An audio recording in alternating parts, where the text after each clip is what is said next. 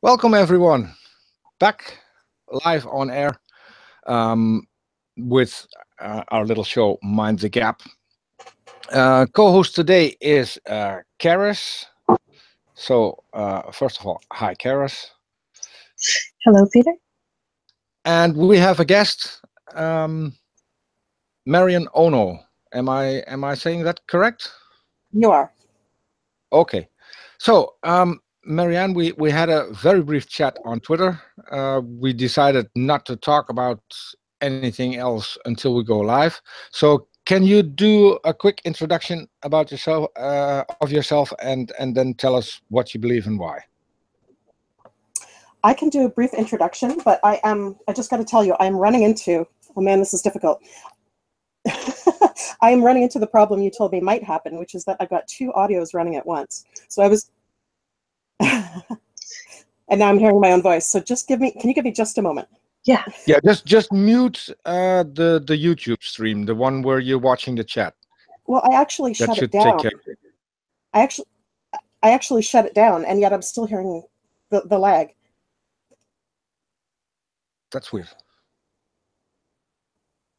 Could it be that you have your Twitter DM open where you got the link from? Oh, probably. Okay.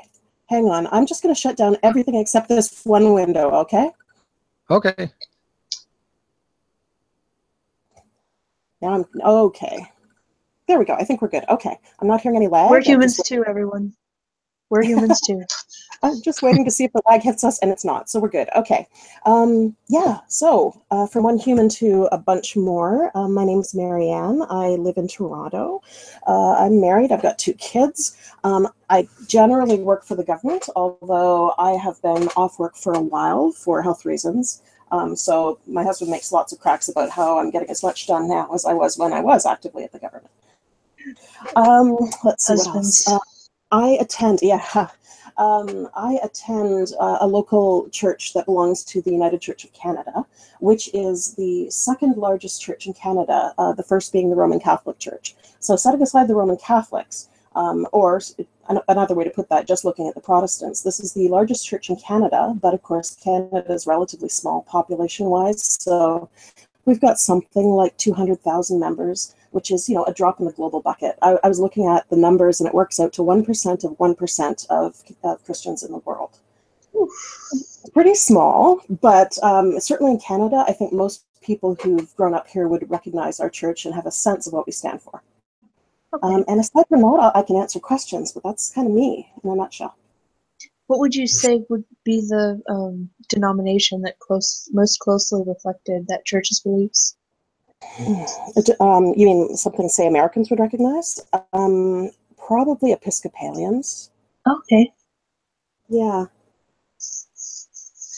And just to make clear, what would be the biggest differences between us and the Episcopalians? Oh God, I don't know.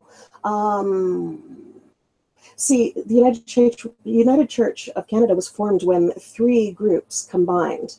And of course, you can pretty much never get a ton of people to agree to anything. So each of those 3 groups kept a splinter church of its own, and then the rest all joined together to form the United Church. And I know the Episcopalians were among them, but that's about as far as I can go in terms of the similarities.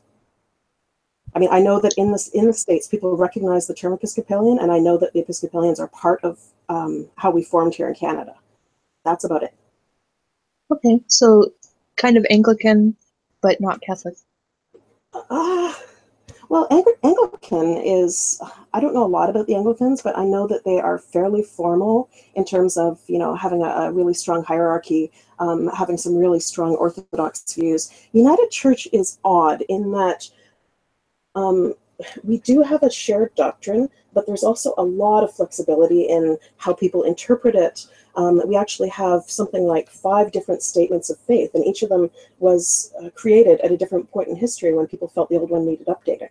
And they're all still available on the United Church of Canada website. So what you can do is you can see sort of the evolution of the doctrine over time. So it's fairly inclusive as far as Christian churches are concerned. Well, to the point that, and this is a bit of a sore point, but to the point that we currently have a minister who still identifies as a minister of our church, who also identifies as atheist, and her whole congregation is very supportive of sort of an atheist take on the United Church. She's not the only one, but she's sort of the most publicly visible one. And if anyone wants to look her up, her name is Greta Vosper. That's Gretta. Last name is Vosper. And there are certainly people attending my own congregation who, you know, have views that some people would consider to be on the atheist side, and others have views that some would consider to be on the Orthodox side. So we're really kind of a catch-all. Okay. So it sounds like a bit of a universalist church. Yeah. Here's the thing. I put a lot of time into looking at whether it's scholars or sort of lay people or what have you, looking at the sources that I find interesting. And I remember glancing at what the Universalists had to say, the Unitarian Universalists, and said, you know what, this isn't speaking to me. And so I have the vaguest of recollections of what their views are. I imagine they would fit together to a reasonable extent with, say, the Roman Catholics or the Anglicans. But Right. I'm more than happy to talk about what my views are, what my congregation's like, what my minister's like. But in terms of talking about any other Christian group, I don't know all that much. Yeah, fair enough.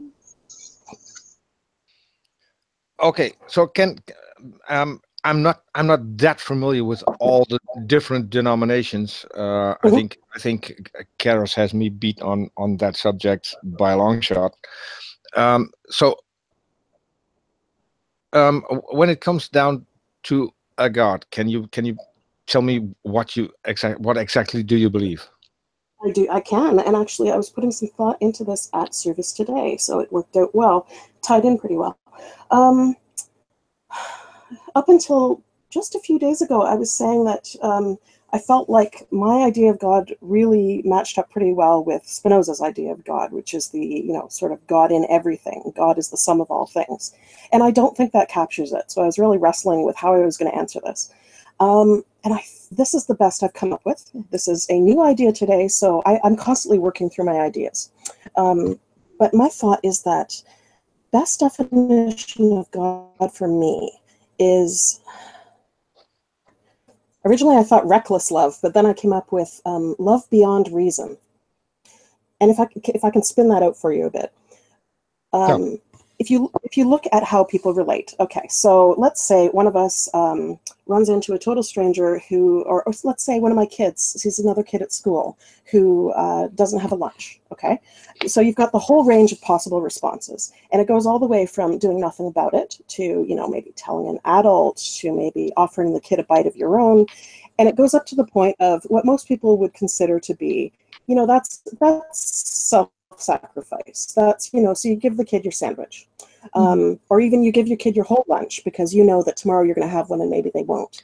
Okay, to me, a step beyond that is really pushing the self-sacrifice boundary and doing something like, I don't know, routinely bringing a second lunch to school for that kid. Or, you know, you can carry this pretty far. And so for me, God is in that point at which we stop being rational. How's this? Not rational in the sense of making like logical arguments, but rational in terms of our response to what we see in the world. We stop saying, hey, this is the fair thing to do, or this is the, and we just kind of go all in and give more than can reasonably be expected of us. And to me, that's the point at which we see God. It's that love beyond what is considered to be meeting expectations, or, oh, what's the phrase? I don't know, I'm at a loss. But that idea of going all in is where we perceive what God is. Okay. And do you think that's what we actually see? I think that we can see two things, right? Or we can feel one and see the other. We can feel the inspiration to behave in a sort of irrational, reckless, loving way. So there's that feeling of inspiration. What you can see is the outcome of it. And so I would say God is both. It's both the inspiration and it's the outcome. Yeah, but what I'm pointing to is, do we see anything from God in that respect? Well, then the question is, does who see anything from God? Because the person who's taking these sort of recklessly loving actions may very well be seeing, sensing something that they say, hey, this isn't just me, this is somebody else. But to an external observer, not necessarily. Right? So who would be seeing that? Mm-hmm. Yeah, but see, that for me is a problem. I don't know if you caught our last talk with Stephanie and Thomason. She No, always I stayed says, away from all of your shows. okay. She always claims it's not me, it's God, it's Jesus doing this, and it's Jesus who makes me do the good things that I do, and I don't have any evidence of that. So all I can see is a person doing things. So how would I get to the point of seeing who's actually responsible for doing it? And a second question, a follow-up to that would be, what does that make of the person taking the actions? Mm-hmm. Before I answer either of those, I have to say what I meant a moment ago by saying I've stayed away from your YouTube channel. And that's purely because when you and I talked about having this conversation, we agreed that we would try to find out as little about each other ahead of time as possible. So I'm not saying I'm against your channel. I just simply have been avoiding it up until now. Okay. So your first question was, how are you, as an example, able to perceive who is responsible? Did I capture that right? Okay. Yeah. I don't know that you can, and I don't know that it matters. A big part, you're gonna notice a theme here. A big part of what I have to say is that a lot of questions don't matter. If the outcome of if people feeling inspired, whether to create music or do kind things to each other or what have you, if the outcome is a good one, then does it really matter whether they're attributing their inspiration to something that you can see or not see? So it's a bit of a pragmatic approach. Well, it is, and I don't see how it matters whether or not, you said her name's Stephanie, whether or not Stephanie is, I'll use harsh words here, deluding herself as to whether or not someone else is guiding her or not. If it's a positive one. Now, it gets dicey when it's not necessarily a positive one, right? When people start, oppressing each other and enforcing beliefs upon each other. But so long as people are also being held to certain standards of human behavior and morality and so on, then I don't know that it really matters whether you're able to perceive what inspires people or not. Yeah, well, I just mentioned Stephanie because that's what she said. I mean, it's not up to me to flesh out what she believes and if it's in fact true, if it's in fact even real. So and I don't think that's something we should do here. What I do think is that so let's say you do something good and you attribute that to God. Where does that leave you? I mean, that would to me would be you're following orders. And well, if you recall, I said that up until recently, the best I could go with when people ask me this question was, well, I'm kind of on the side of Spinoza's God, of God being everything and everything being in God. And if that's the case, then referencing God is no different than referencing all things, and you aren't, one isn't separate. I'm not separate. You're not separate. One isn't separate from all things. So it's not so much taking orders as maybe acknowledging that we are that there's more to us than the humdrum every day. That there's more to us than our sense of reason, for example. Remember, I was giving that sort of spectrum of possible responses to someone in need, and I said you get to a point at which people say, well, that's a reasonable response. And then you can push past that. Yeah, I'm not saying to discard reason, and I'm not saying that God is outside of reason, but I'm saying that personally, I define God as what inspires me and what I see in the world that is beyond that point of reason. Okay. Have I confused you yet? No. What I'm trying to figure out now is how we then get if everything is part of one and the same, then how do we get such opposing views? Well, that's the problem, isn't it? And it's not just religion, right? I mean, religion is the obvious example, but it's true of, oh gosh, I'm thinking about education. Yeah, Yes. pretty much anything. People are just, look, we've got how many billion people? I don't even want to know. Don't tell me, because it's depressing. We're very tribalistic. And I think Yeah, it's over 7 billion, approaching 8 now, I think. Oh, you just had to tell me. Okay. Sorry. I'm joking. I You're joke a lot. disturbed. Okay. But, you know, we've got that many people. But forget the 7 billion. Just look at Christianity. You know, I'm just going by Wikipedia numbers. I don't know how accurate they are, but it's something like 2.4 billion people in the world.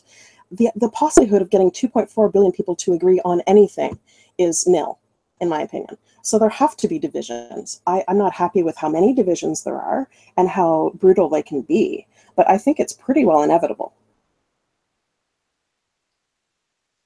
I would actually agree. Just because of human nature and what I've seen of it.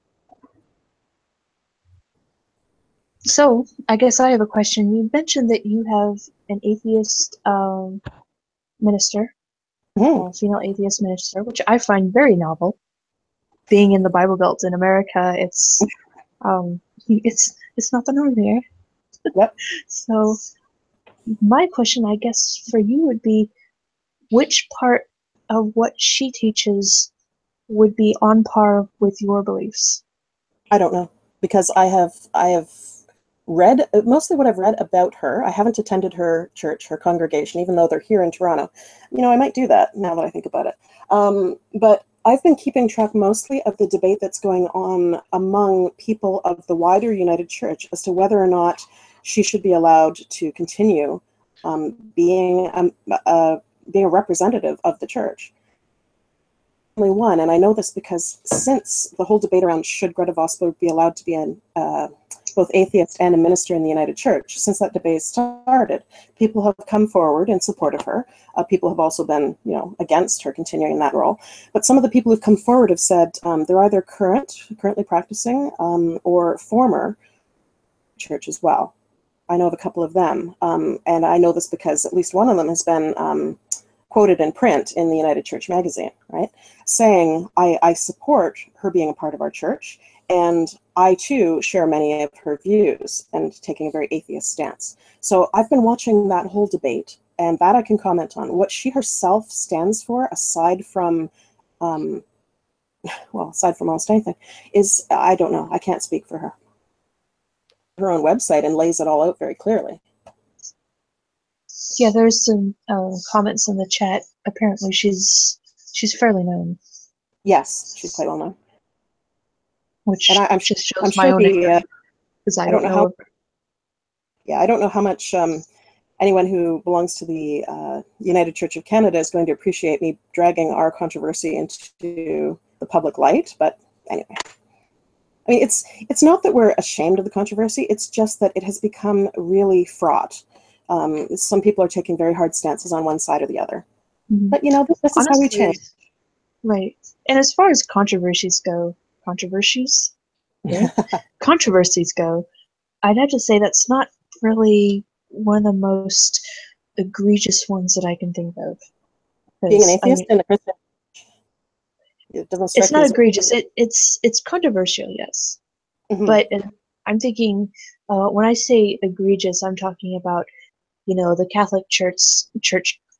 Wow, words are hard today.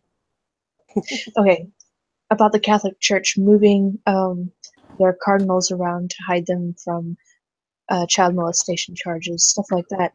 So on the spectrum of controversy, I guess it would be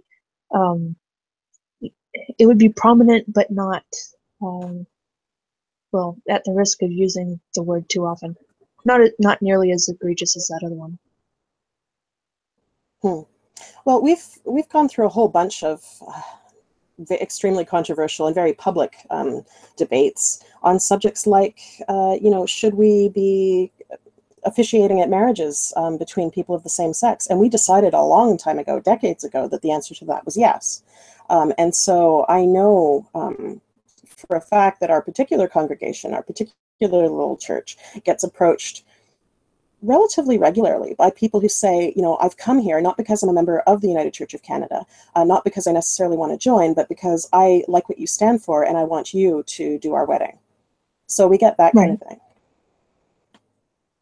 But yeah, we get that because we've had such, you know, we've wrestled with a lot of these issues and made some pretty clear decisions. So there are certain things I think you have to stand by if you are going to be affiliated with the United Church. So I don't want to make it sound like it's a free-for-all, right? I mean, there are certain minimums, and they're not necessarily what you'd call religious dogma, but they're things like, you know, there's standards for treatment of others. Well, precisely. Kind of, and yes, they're moralistic, but that doesn't mean that we're using the Bible to hammer people over the head. We're just saying, look, this is our view of how we respect each other as people. And if you're not willing to sign on to at least that minimum, then you probably won't be comfortable here. And there's other people may have comfort issues as well. So, you know, here's something we might have to work through. If you say a minimum, can I ask what part of the Bible is taught or preached in your church, and what part of the Bible do you adhere to, or do you adhere to everything? Well, first of all, there's no section that we exclude specifically that I know of. So first of all, it's pretty much the whole book on the table. But then what we focus on.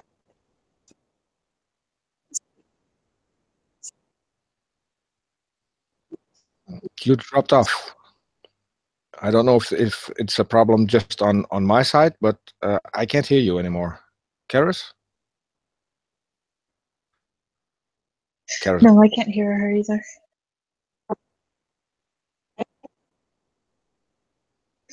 We'll give her a moment.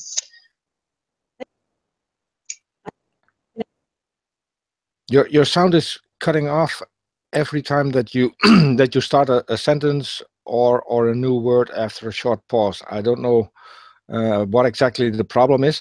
Try pressing, go to the screen, the Hangout screen, and press F5. That will refresh the connection. That could help.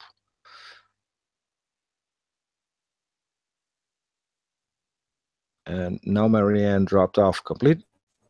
Hi there. She's back. You can hear me? Yeah, sound is back. Okay. Am I still cutting out? Slightly, but it's I'm not just talking to you. Okay. Yeah, sorry, I have no idea. I was kind of upset that my husband needed to be out while we were having this convo. He's the tech person here. Okay. You were at focus of what we focus on in the Bible. Is the sound clear? Sound is good at the moment. Yeah, sound is good. All right. So what we focus on. Speaking for my own congregation, what we tend to focus on is we tend to take what's in the lectionary, and that means the list of all the readings that are for every Sunday throughout the year. That's all published at once, and that's the lectionary. And we tend to take what's in the lectionary and then take a look at what's happening in the world, current events, and then try to tie the two together and ask questions and kind of problem solve around how do we understand what's going on. So, you know, when there was the earthquake in Haiti and some of the terrible things happening around that, we had a lot of focus going on in terms of how are people responding to this situation? What do we see as our role? So out of those conversations more recently came our decision as the congregation we are to sponsor 2 refugees who are still over in Israel at the moment. And I believe they're, I'm not going to say it because I can't remember where they're from exactly. But there's a couple of refugees, and we are currently working on protecting them, right now, protecting them from being deported out of Israel, because there's a law that has just passed there, which was just announced to us in the church this morning. Again, this is part of the sermon and part of what we talked about. A law saying that Israel was now free to deport refugee claimants. So we have conversations about that sort of thing. So we take whatever chunk of the Bible. It could be something from the lectionary, or sometimes, especially when it's a guest preacher, I've guest preached a couple of times, we just kind of check the lectionary and go find some readings that seem relevant to the situation and say, do these give us any guidance? Or a couple thousand years ago had to say about, you know, compassion and how far to extend ourselves, and how can we build on that? Okay, but that's pretty much using the Bible to or more applying the Bible to daily life. What Exactly. I was curious about is the things that the Bible actually teaches. So okay, no, go ahead. But before you do, I mean, your question was, how does my church? What parts of the Bible do we use in my church? And my answer is basically whatever parts seem relevant to the conversation at the time, and/or we can stick with a lectionary that is kind of pre-printed that takes us through large chunks of the Bible. Mm-hmm. Yeah, but question. Yes, it did. But what I'm also curious about is when it comes to let's say Genesis, other parts in the Bible, how are they viewed in your church? Oh, well, this is, I sigh only because it's a long answer, but I'm trying to not drag on too long. Let me put it this way. We take a lot of the Bible as allegorical rather than literal.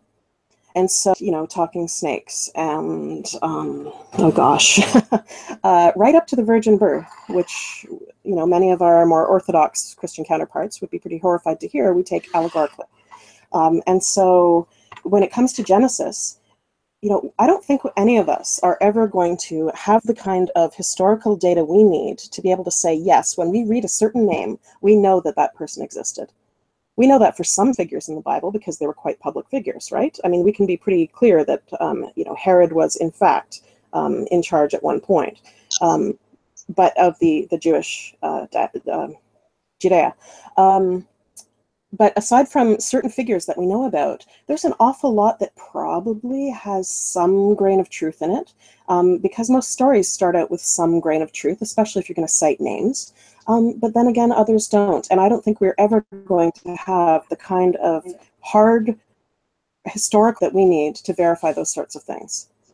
And so we kind of take a lot of it in a very, we kind of live in this moment of uncertainty, kind of where we say, we see value in what we're reading, and we're going to work with the value we see, but we're not going to get too fixated on what happened or didn't happen. You know, was there in fact a physical Garden of Eden, and can we figure out where it was and take a trip to it? That's not the kind of question we ask, because we don't see it as being practical. So when you say, how do we view Genesis? I would say we see Genesis as a record of what people told each other quite a long time ago. You know, I don't know when many of the stories that are captured in Genesis started, but I'm sure it was before people got around to writing them down. We see it as a record of the stories that people told, and we ask the question, why did they tell these stories? And do these stories have meaning for us today? And the answer to that, from our point of view, is pretty much always, do they have practical meaning for us today? So anything outside of practical meaning, we just don't fuss about, frankly. It's just not a focus. Having come from a Baptist background myself, there are many parts of the Bible which are a bit more harsh and controversial, and many of them, many would argue, would in fact apply to the situations that we see today, namely regarding sin, the consequences of it, why God is doing such and such with this or that natural disaster. Kirk Cameron, I don't know if you're familiar with Kirk Cameron, with what he said during one of the last hurricanes. He said, I God shudder sent to hear, but okay. I said I shudder to hear, but I said I shudder to hear, but go ahead. Oh, yeah, he said that God had sent that hurricane to teach us humility, to humble us.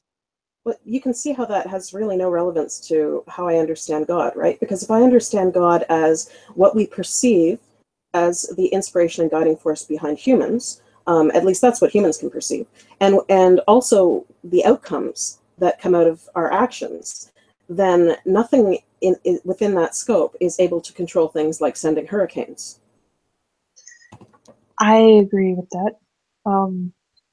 I guess I'm just comparing and contrasting and asking, when there's a part of scripture that is not exact, that's a bit distasteful, that would actually even apply to some situations as far as certain things in our everyday lives which might be considered sin, and they don't seem to fit in with a nicer view of scripture that you have. What do you do with those?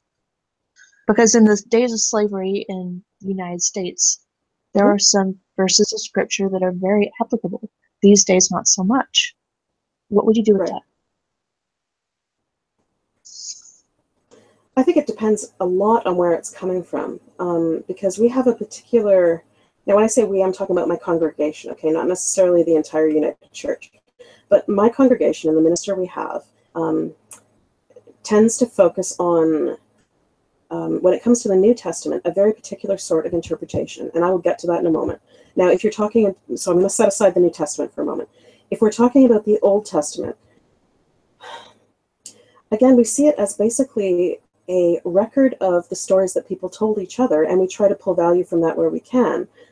But we tend not to see it as prescriptive, if that makes sense. That it's not that the people who told the stories and then wrote them down were necessarily looking ahead to dictate what people in the 21st century should be thinking or doing in our social context, which is very different from theirs was in the Middle East, right?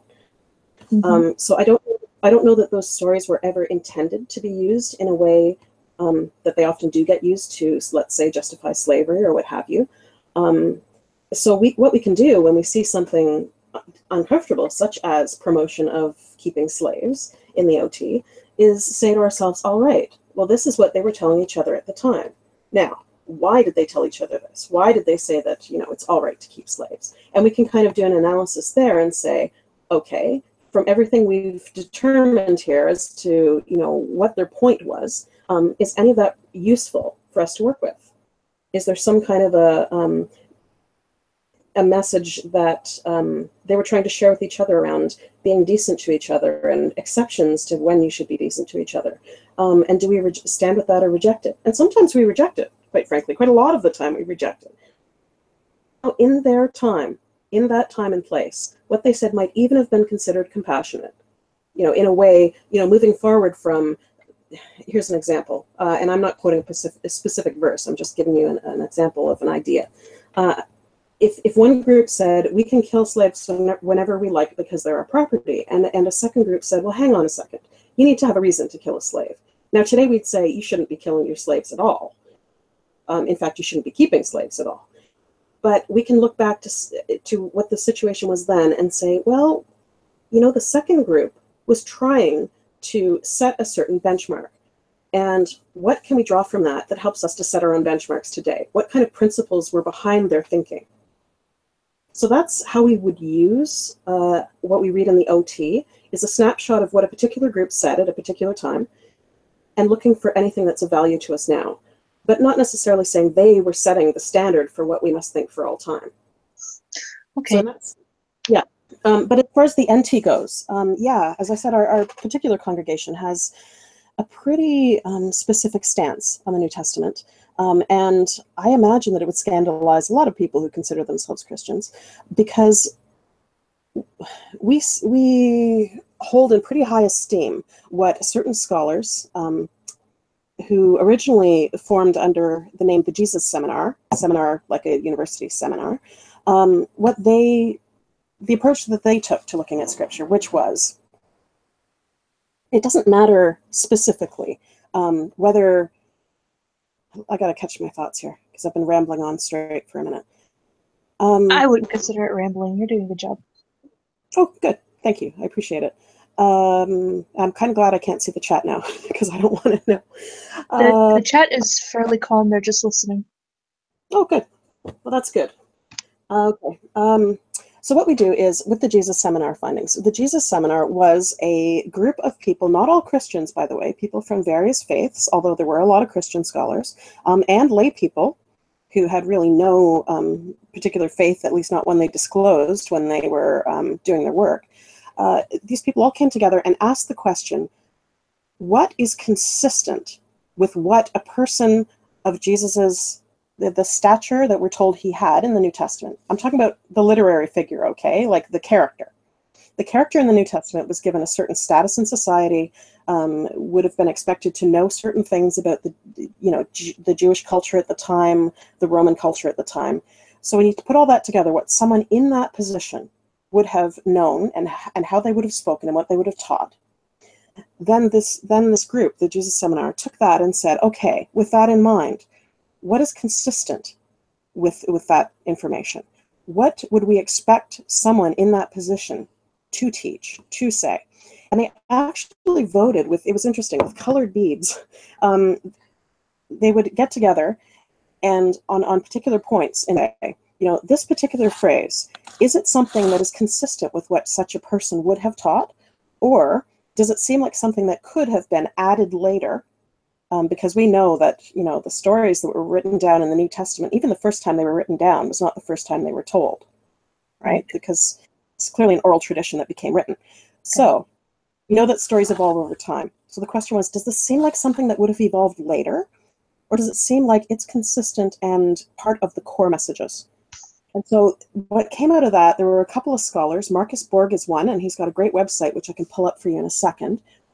I think it's Marcus J. Borg, B-O-R-G, .com. Let me see. Marcus Borg. Oh, there's Wikipedia. Yeah, Marcus J. Borg, MarcusJBorg.org, O-R-G.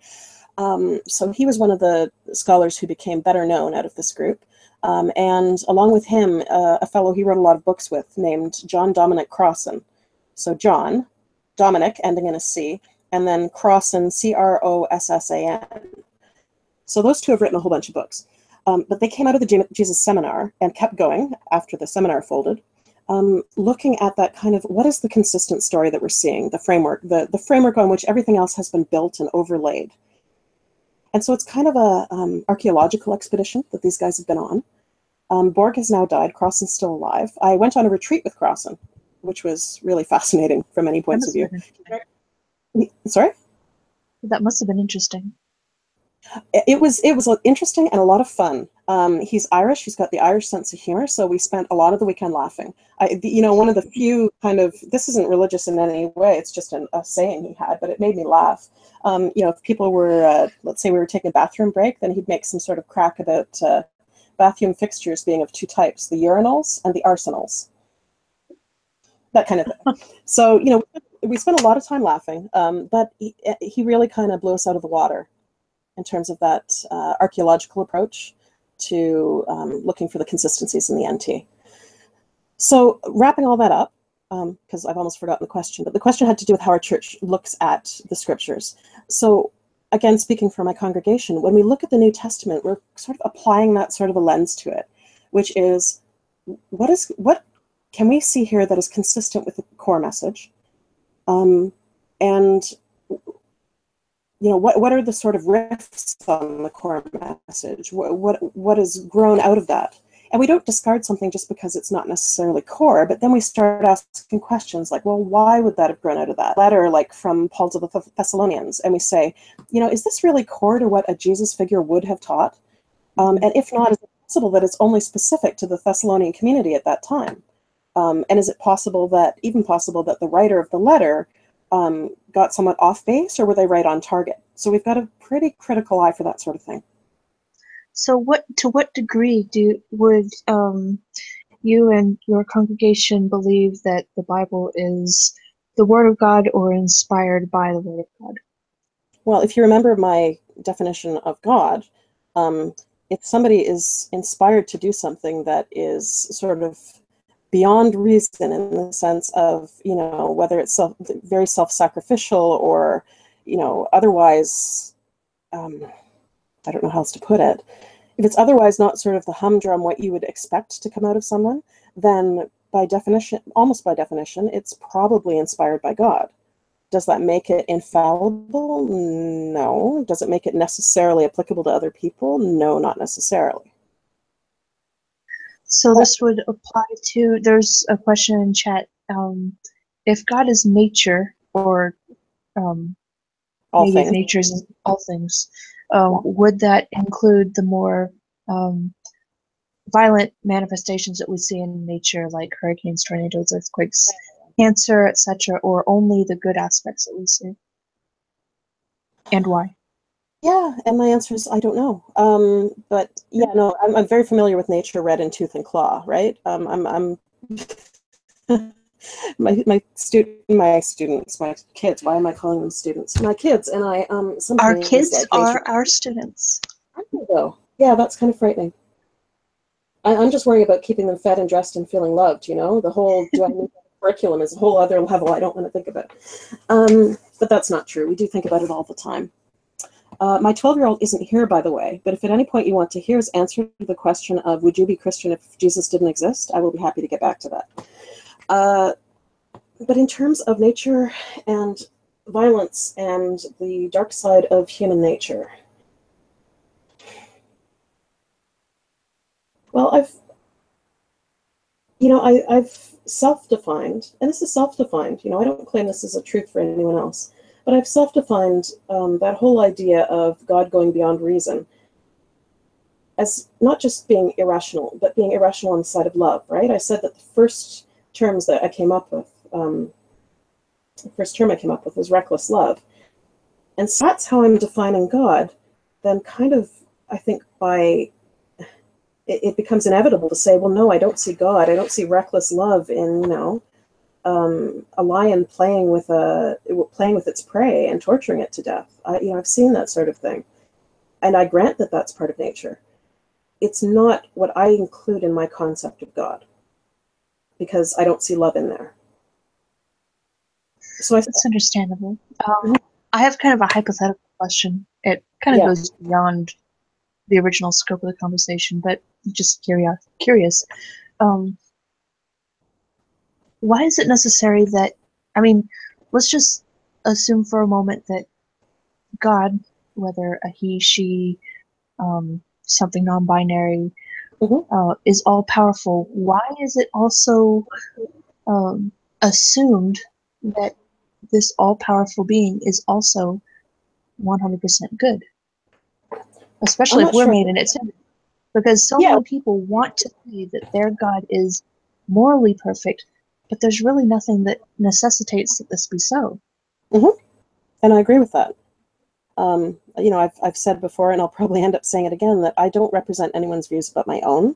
I know that a lot of people do say things like, the kind of things they say at funerals, which just make me want to punch someone, which is, well, it's this is all for a good reason, and we don't understand now, but someday we will, and just have trust that God is doing this for the right thing. Well, I don't know that it's what you'd call God's decision that young Johnny died of a brain tumor at the age of 9.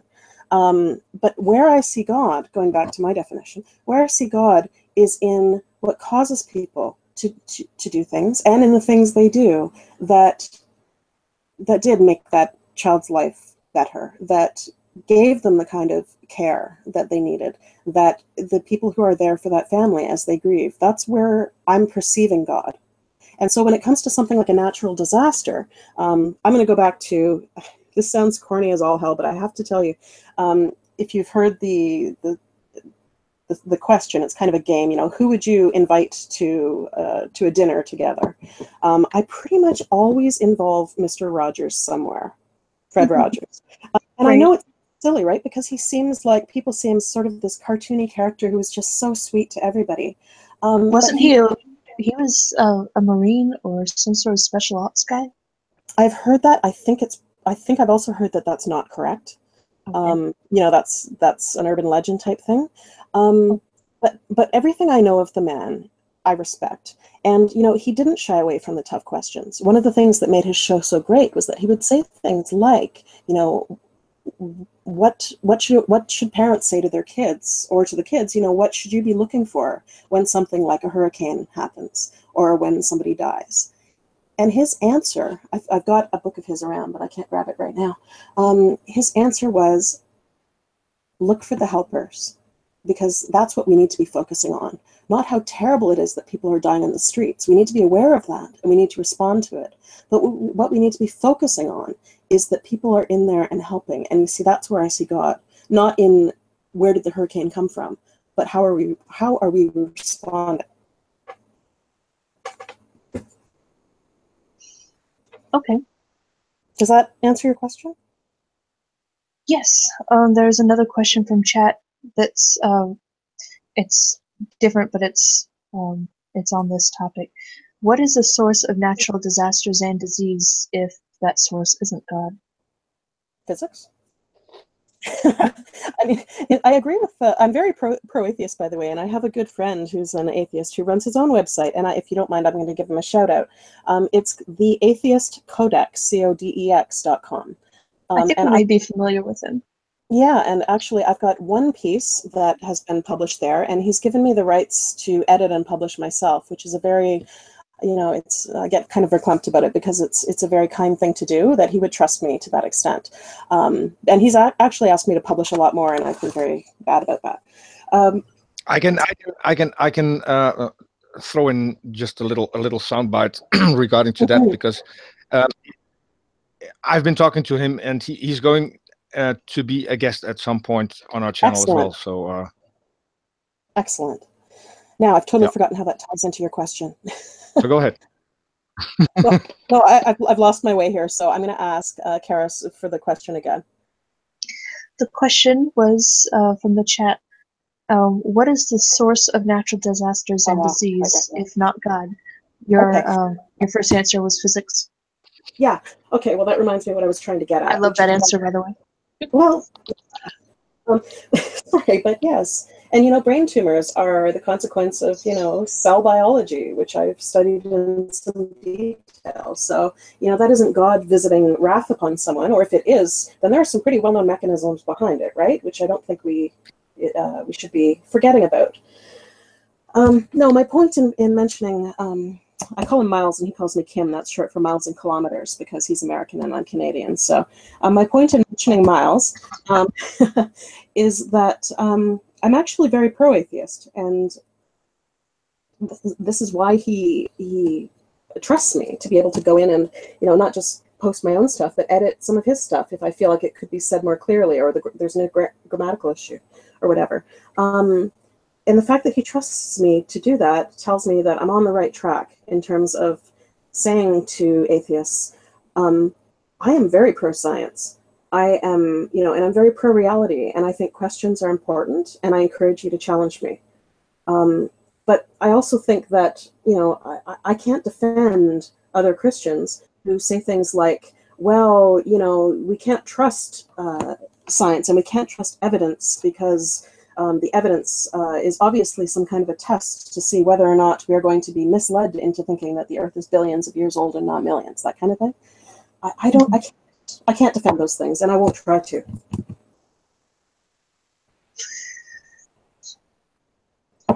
That's great. Okay, I have a question that we kind of skipped when we were on topic, so I'm going to get a little bit. Yeah, a little bit back. Our chat moderator, Beach Price, asked. She said, "I'm confused though. Is God working through all faiths or just Christians? Because there are some groups that are still using slaves, and I think that's pointing to well, at least ISIS, where we know. But I think in Saudi Arabia we could consider." Still in place. Yeah, and I don't think it's just the non-Christians who are doing horrific things either, right? I mean, there's horrific things being done all around the world by people of every persuasion, and I don't see any value in setting Christians aside from that or exempting them from that statement. As far as does God work through people of different faiths, for me that's a pretty definite yes. And I don't quite know how to justify that position, except that some of the most lovely things I've seen have come from people like the Dalai Lama, who again gets gets sort of cartoonized, like Fred Rogers does, as being some sort of, you know, extremely benign, almost simpleton. But, you know, I've followed him pretty closely and looked at the things he's had to say, and they are consistent with the sorts of things that is said in Christianity and in many other faiths, that is where I see that kind of reckless love and God coming through. So, no, I don't set Christians apart as being sort of the faith of God and everything else being a pale imitation, but I know that other Christians do that. And, you know, that makes me as heartsick as I'm sure it makes many of you. Mm-hmm. So then people of other faiths can I have to find God and still be in that faith. Yes. Yeah. Let me put it this way. I don't see why not. If someone wants to convince me why not, they're going to have an uphill battle, but I'll listen to them. Okay. Peter, I interrupted you. I'm sorry. I'm still having a little bit of a hard time distinguishing you from an atheist, just apart from the fact that what I see so far is that you go to the Bible to look for certain passages that are that would relate to everyday life. But I have yet to see you come up with something from the Bible that you apply to yourself as something, as some kind of attribute from God that makes you a better person, or makes you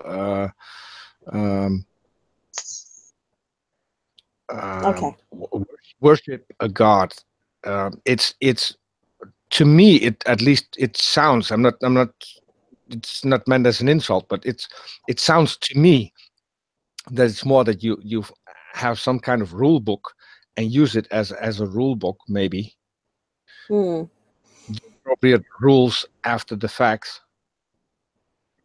Okay. I get that question a lot. If you don't mind, I'm going to try to rephrase it and you tell me if I've got this right.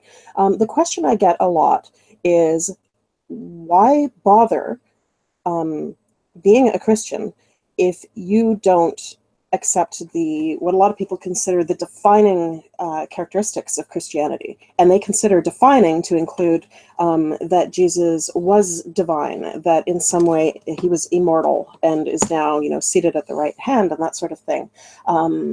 If you don't necessarily believe this,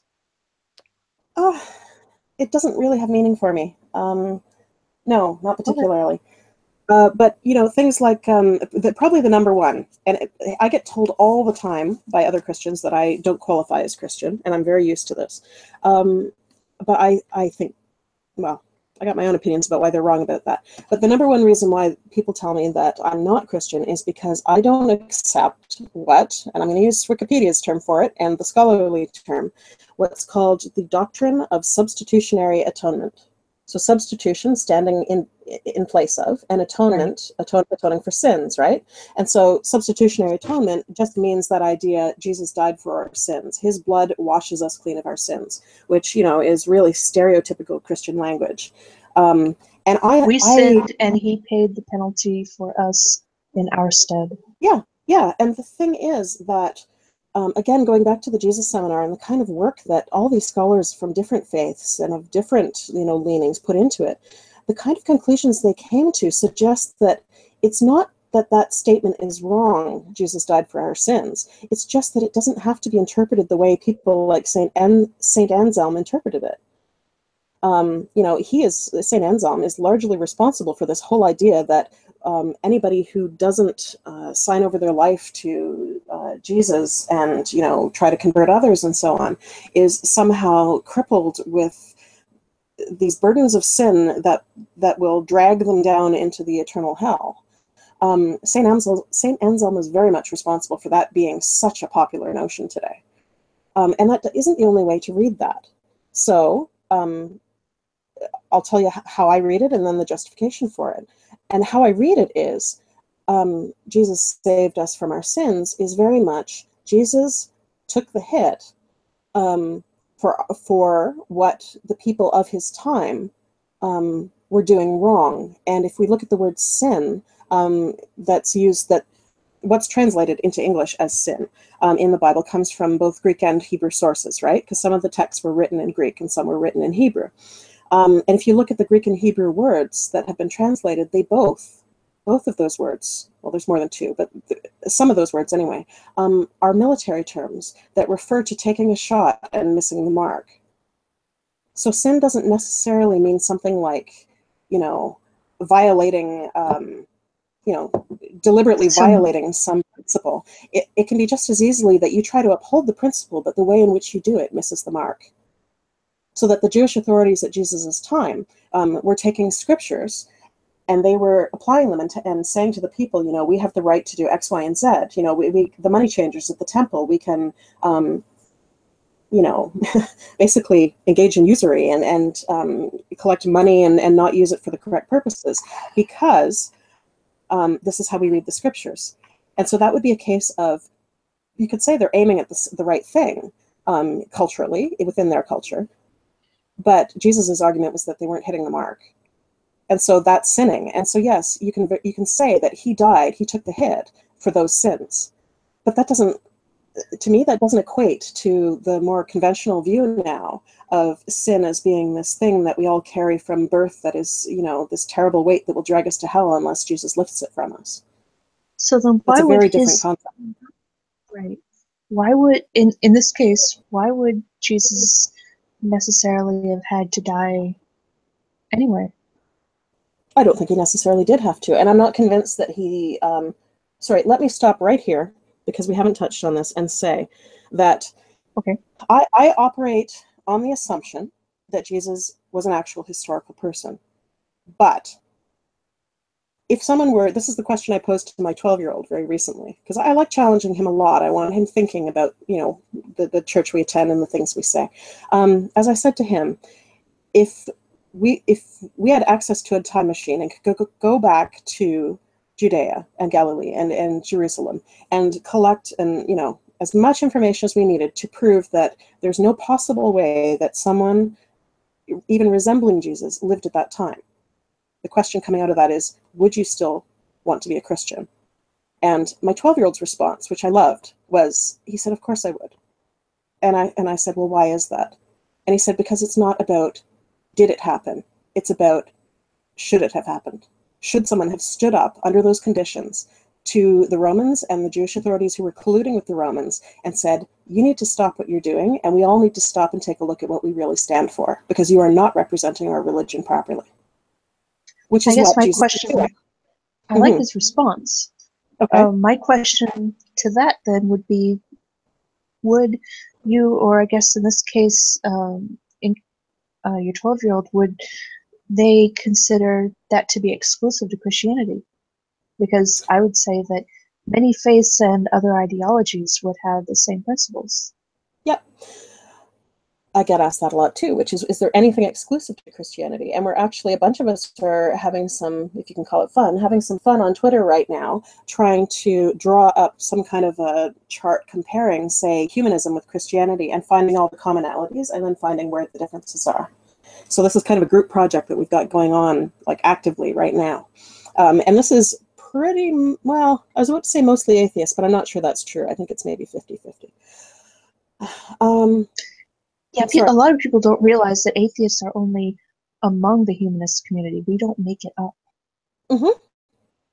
Yeah, no, I get it. And there are Christian humanists as well. I get it.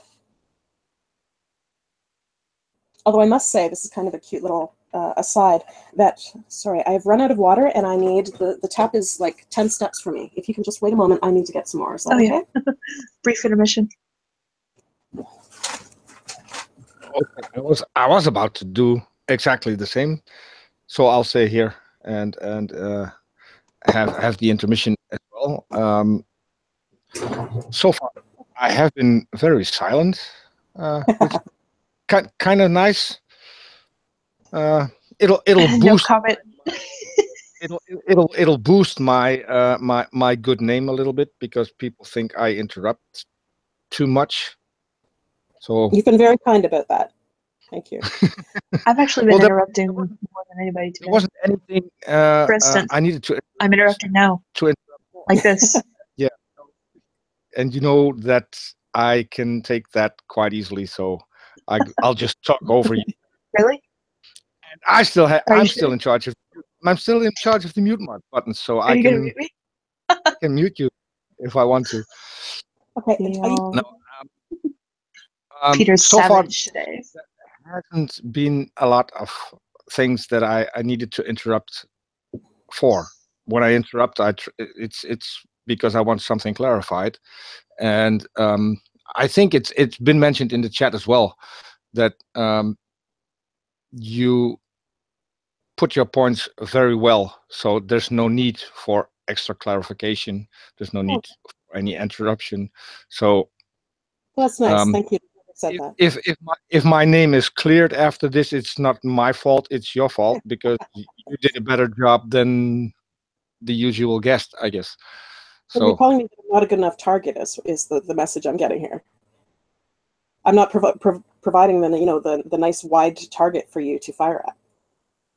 No, because that's exactly the opposite. If you look at the screen, Charis came up with that, and that's mind the gap. I think Charis could take pretty much an hour to explain why she chose that title, because it's not addressing just one thing. It's not just addressing that there's a gap between atheists and theists. There's a lot more to it. But what we try to do is to close it. And so we're not looking for targets. We're looking for people we can have a conversation with. And if possible, leave them after the conversation with something they can think about. Okay, I'm going to challenge you on that, though. I'm going to challenge the sort of characterization of trying to close the gap. I'm not saying you're not trying that, but I think that some of your statements don't necessarily make that clear. The only thing I did watch on your channel before we started was your intro video, which is, if anyone hasn't watched it, it's very short, and it's just kind of a here's what we're about. And I wrote down, I've actually got it here in Notepad on my screen. I wrote down one sentence from it, which is, "It is time to counter fairy tales with facts." Yeah. Now, from my point of view, I have no problem characterizing really anything in the Bible as fairy tale. I actually value fairy tales a lot, and I think we don't use them to teach the way we could. There's some really, really powerful messages. If you go back to the Brothers Grimm and Hans Christian Andersen, there are some amazing stories there that we have forgotten about, and we take things like The Little Mermaid, which is a heartbreaking story, and we turn it into this Disney-fied version, and then we think that fairy tales don't have value. And I think that they do have value. I agree. I fully agree. Yeah, so I'm just saying that people could read that statement. This is an interpretation, and it may not be what you intend, but people can read that statement, "It's time to counter fairy tales with facts," as widening the gap rather than narrowing it. Yeah, I can respond to that. That's an intro that I made. That was the first intro that I had. I started out doing this by recording Skype talks and then rendering the video. So I had the opportunity to add an intro and an outro to the videos, which I at the moment still don't have because I'm still having issues with my broadcasting software where I can actually have the audio of the Hangout in it, because that's for some reason doesn't work anymore. But the intro is completely outdated. The intro became obsolete, I think, even before Charis. After I bit your head off for it? Ooh. No, you were the first. The first who bit my head off. Now we get to hear about the ranks. Excellent. The first who bit my head off was a Christian woman. And she said, "I will come on your show, but you'll have to change the intro." She didn't have a problem with the fairy tales and facts part, but she did have a problem with the clips of Adam and Eve. So if you want to tell her why? If you go browse the videos, there's a female version of that. where Adam is pretty much the butt of the jokes, and she approved of that. So there's also a female version. But anyway, yes, the intro is going to go. We're going to get a new intro. People have seen that very briefly as the intro for the Aaron Ra, or the trailer for the Aaron Ra Greg Locke talk that never happened. That's going to be our intro, at least for Mind the Gap. There's going to be a few other things that we're going to do. We're going to have topical shows, and we also have atheists on. So they are going to get a separate intro. But the intro is completely outdated, and I agree with you that that one isn't particularly getting the message through that of what we're actually doing. And I've had Christians refuse to come on because that intro is still there. But I need to get doxxed first. We have someone in the chat, Johnny Drive-By. He's going to dox me. He's going to out my identity. And when that happens, then I'll upload the new intro, because people already have seen the faces of all the others except Charis. Because Charis is actually the invisible pink unicorn. People might not know this, but she is. Yeah, you can't prove otherwise. Sorry? I said, and you can't prove otherwise. You keep interrupting me. I mean, people have told us that that's not good. Stop interrupting. Were you trying to talk? Yeah, so there's going to be a new intro. Okay. Once people have seen my ugly face on Johnny Drive-By's channel, they can see it on this one as well. Okay, but may I make a suggestion about your old intro? No? Can you hear me? Sure. You can hear me. Yes. Okay. Yes. All right. I would suggest that you keep it around.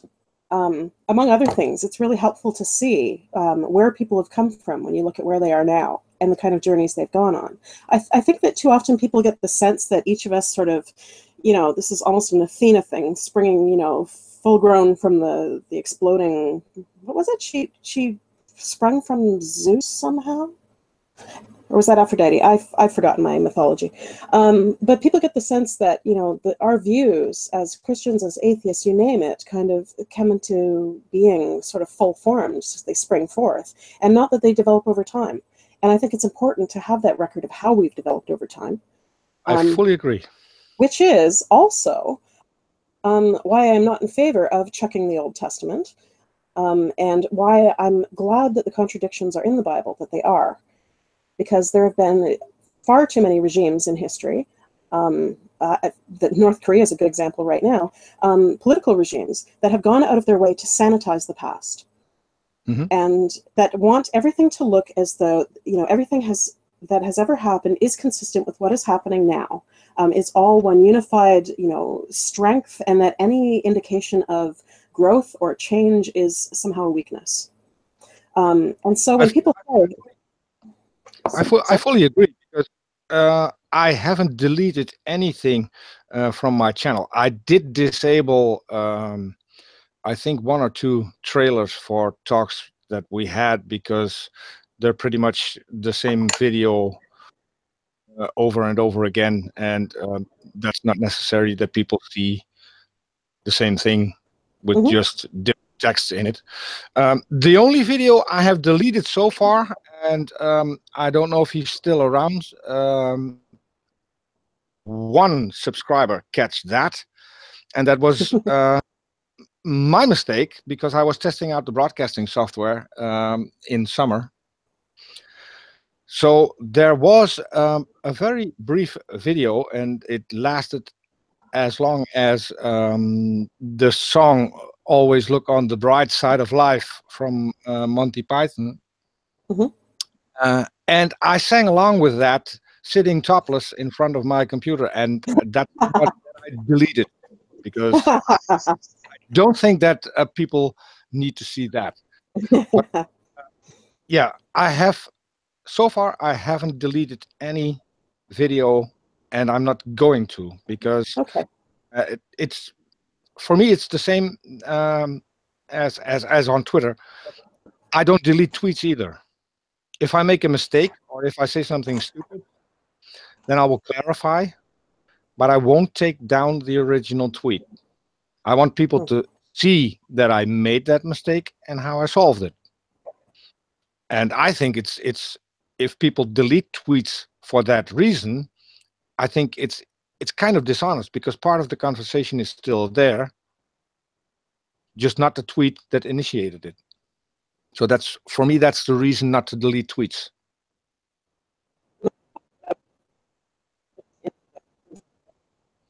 Oh, Marianne, you've got the same problem. Press F5 again. Your sound is off again. We'll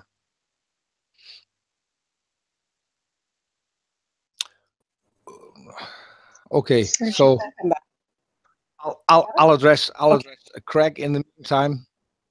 No, I'm here. Hello. Oh yeah. Well, I have to make up for something, because I promised. Craig Reed is in the chat, and he said hi earlier, and you can't see the chat anymore, I think. So I said would relay that. Okay. Yeah, Craig is one of the people who's working on that comparison of humanism and Christianity that I mentioned. Okay. Yeah, well, people in the chat now are saying that they like you, and I think Craig is a little bit surprised that people like you. Craig has no, been. No, Craig he's not. He's responding to somebody who just has different views than Marianne, and they express a different opinion, and he told them that he's surprised at their opinion. I have to give a lot of credit, because what he has done is he has challenged pretty much every stance I've taken on Twitter in the last 72 hours. I think I mentioned that I don't work now because I have some serious health issues, and it makes it very difficult for me to leave the house, and there's a number of reasons. But it does allow me to spend probably an inordinate amount of time on Twitter. So over the last week, I've been kind of binge writing on Twitter, and Craig's been very funny about it. He's like, yeah, she's really verbose, but I think you atheists would like her. And then he holds my feet to the fire when it comes to what I say and how it relates to, conventional Christianity. And I love it. I love that he's continuing to challenge me, and yet, granting certain points, and not running away, because I find that people, I hate to pigeonhole people, but most people do fall into either running away from a conversation when they can't defend their own views, or leaving in disgust because they can't take the views that don't match up well with their own. Or if they do stick around, they're either totally complimentary or totally hostile. People do tend to these extremes, and I don't know why that is, but Craig is in this really precious space that you don't see very often, where he's questioning me and doing a bang-up job of it, and also making it very clear that he doesn't agree with what a lot of what I have to say. So we're having a fantastic conversation, so I'm very glad he's here. Okay. Well, that's good to hear. Yeah. Anyway, so my whole bit about keeping your video around had to do with inconsistencies in the Bible. And of course, the complaint that comes out of that, directed from atheists towards Christians, is cherry picking, right? How dare you cherry pick things out of the Bible? Because if you looked at the Bible as a whole, you'd see there's a ton of contradictions, and therefore it can't be the inspired word of God. Cherry picking is, I ranked them at one point. I was making up like a little bingo card to entertain myself so that I could, just play along as people were insulting each other about religion. And cherry picking was one of the main ones. That I had to check off every time I played with this thing. And are you at all interested in hearing my view on cherry picking? Sure. Okay. My view on cherry picking is that the Bible itself is the product of cherry picking. That it is basically, it's like taking journals written by a whole lot of people who lived in the same culture, but over a long span of time, taking their personal diaries and putting them all together and saying, this doesn't sound like the same person. Well, it's not, and it was never meant to be. And these books of the Bible were never meant to be a coherent whole. These were individual writings by scholars who were trying to capture various elements of what a community taught or talked about, right? So the thought, first of all, that you could take a whole bunch of books written by different people at different times, put them all together and not have contradictions, strikes me as bizarre. But then you have to consider as well that it was a specific group of people who decided what was going to go into the capital B Bible, right? And this was an actual council that worked on these things. And so that council came in with their own prejudices, and they excluded certain books. There's a whole apocrypha made it into the Bible, and some of them are like thrillingly bizarre. And, you know, then they included the ones that did fit with their theology at the time. So I don't know. I feel like even considering the Bible to be one book is kind of a form of cherry picking in and of itself. And certainly holding people to account for their views in relation to every one of the books that's been included in the Bible strikes me as very strange. So that's what I tend to get on a bit of a soapbox when people challenge me for cherry picking. I think Twitter is a compilation of soapboxes. It is. That's well put. I have my moments. Not all of them are sober. All of them are sober. Not all of them are sober. Yeah, I think I missed the not. By the way, I'm experiencing what you guys are talking about because I'm hearing you guys cut out at the beginning of what you say as well. So I have a feeling it's the Google Hangouts doing something. It may be. Okay, so onward ho. Peter, question from you. Peter's asleep. Peter's muted.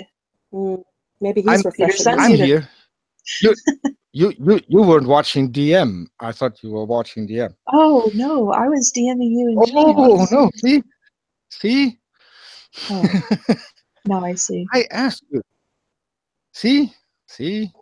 Okay. My bad. Okay.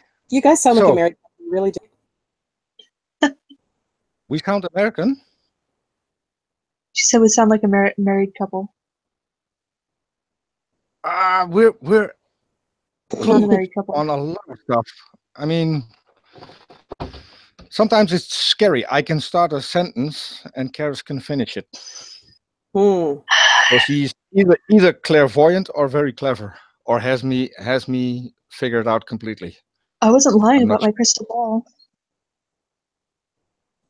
Yeah, I think that's something that's privy to invisible unicorns only, and not to real people, because it doesn't work for me.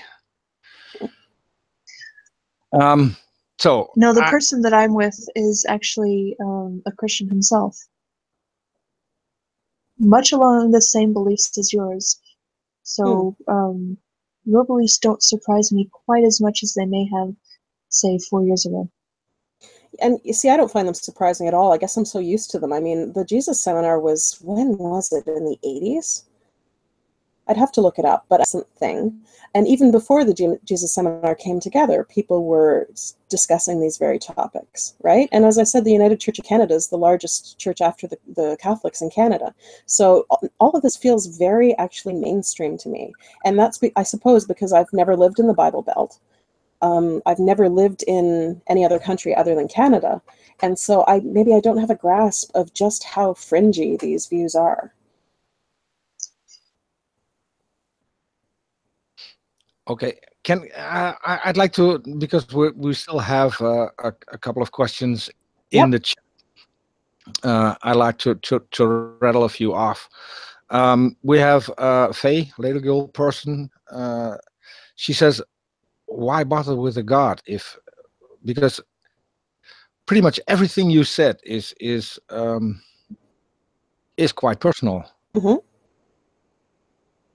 Why not take the little step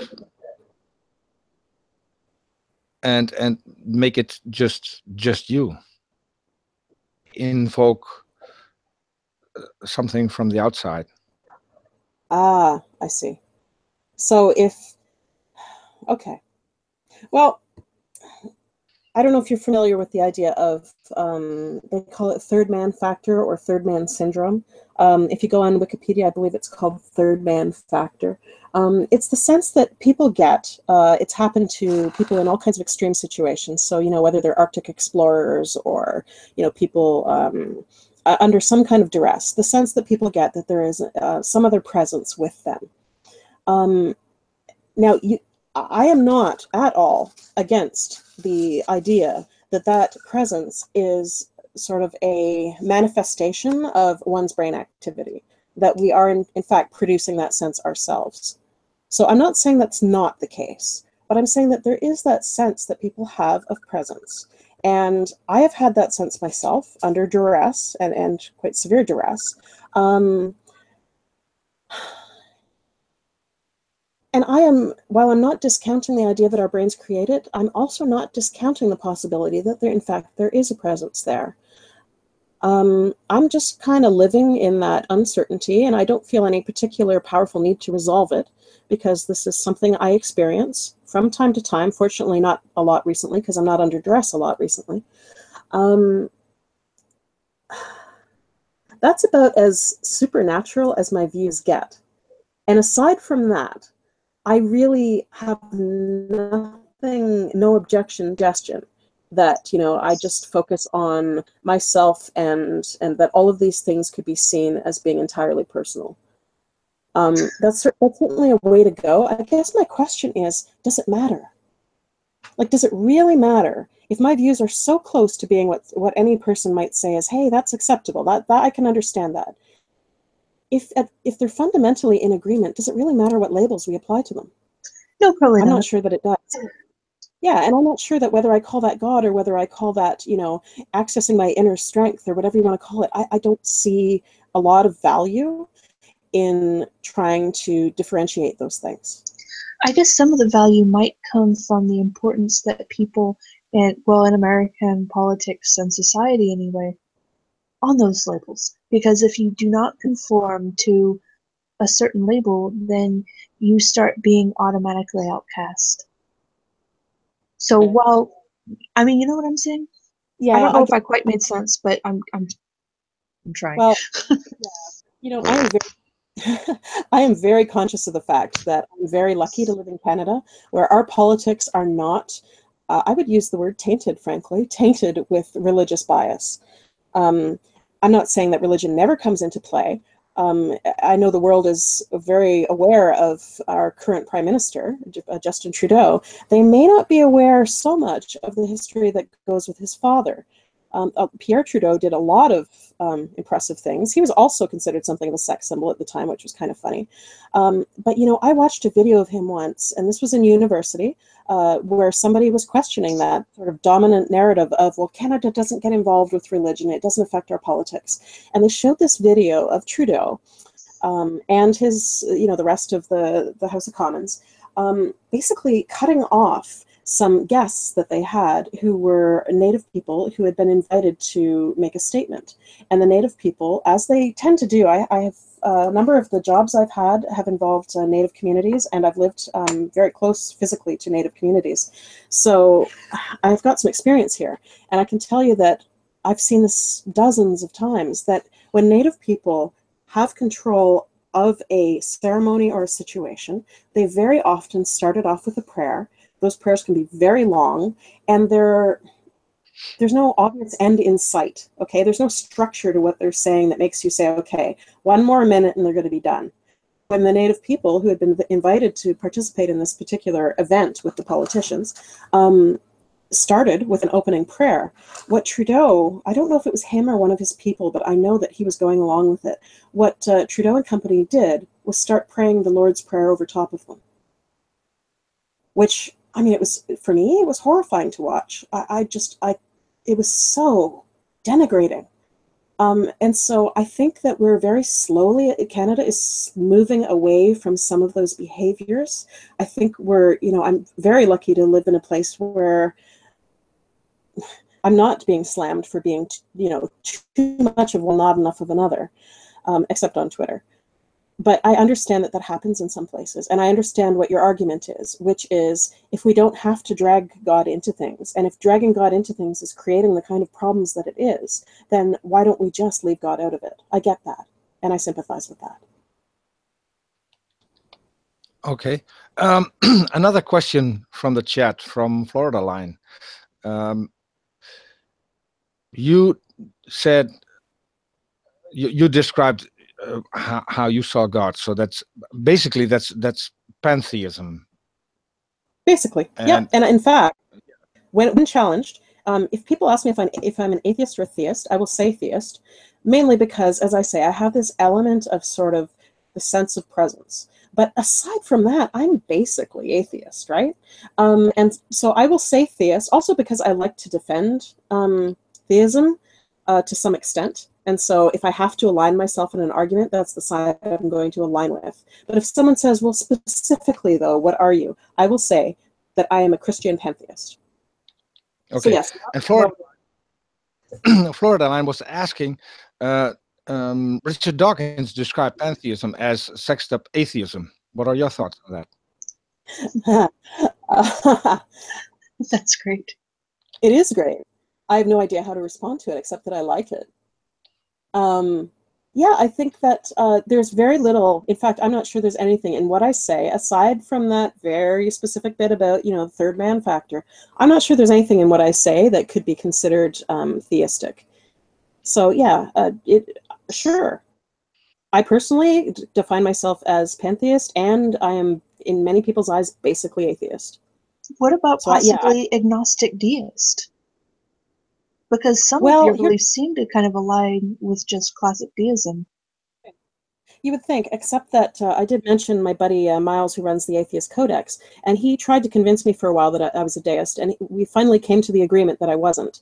And what that hinged upon was the idea of creation, because at least the conventional definition of deism requires there to be a creator. A creator God. Yeah, who then basically stands back and has no further interaction to influence creation. Like the whole of creation, in the sense that we talk about, I don't know, look around you, you can see God's creation. That there's no active involvement after that point, but that there is a God at the point of creation. And I said, I don't know that I'm willing to grant that. I'm not saying it's not true. I'm not sure I subscribe to that.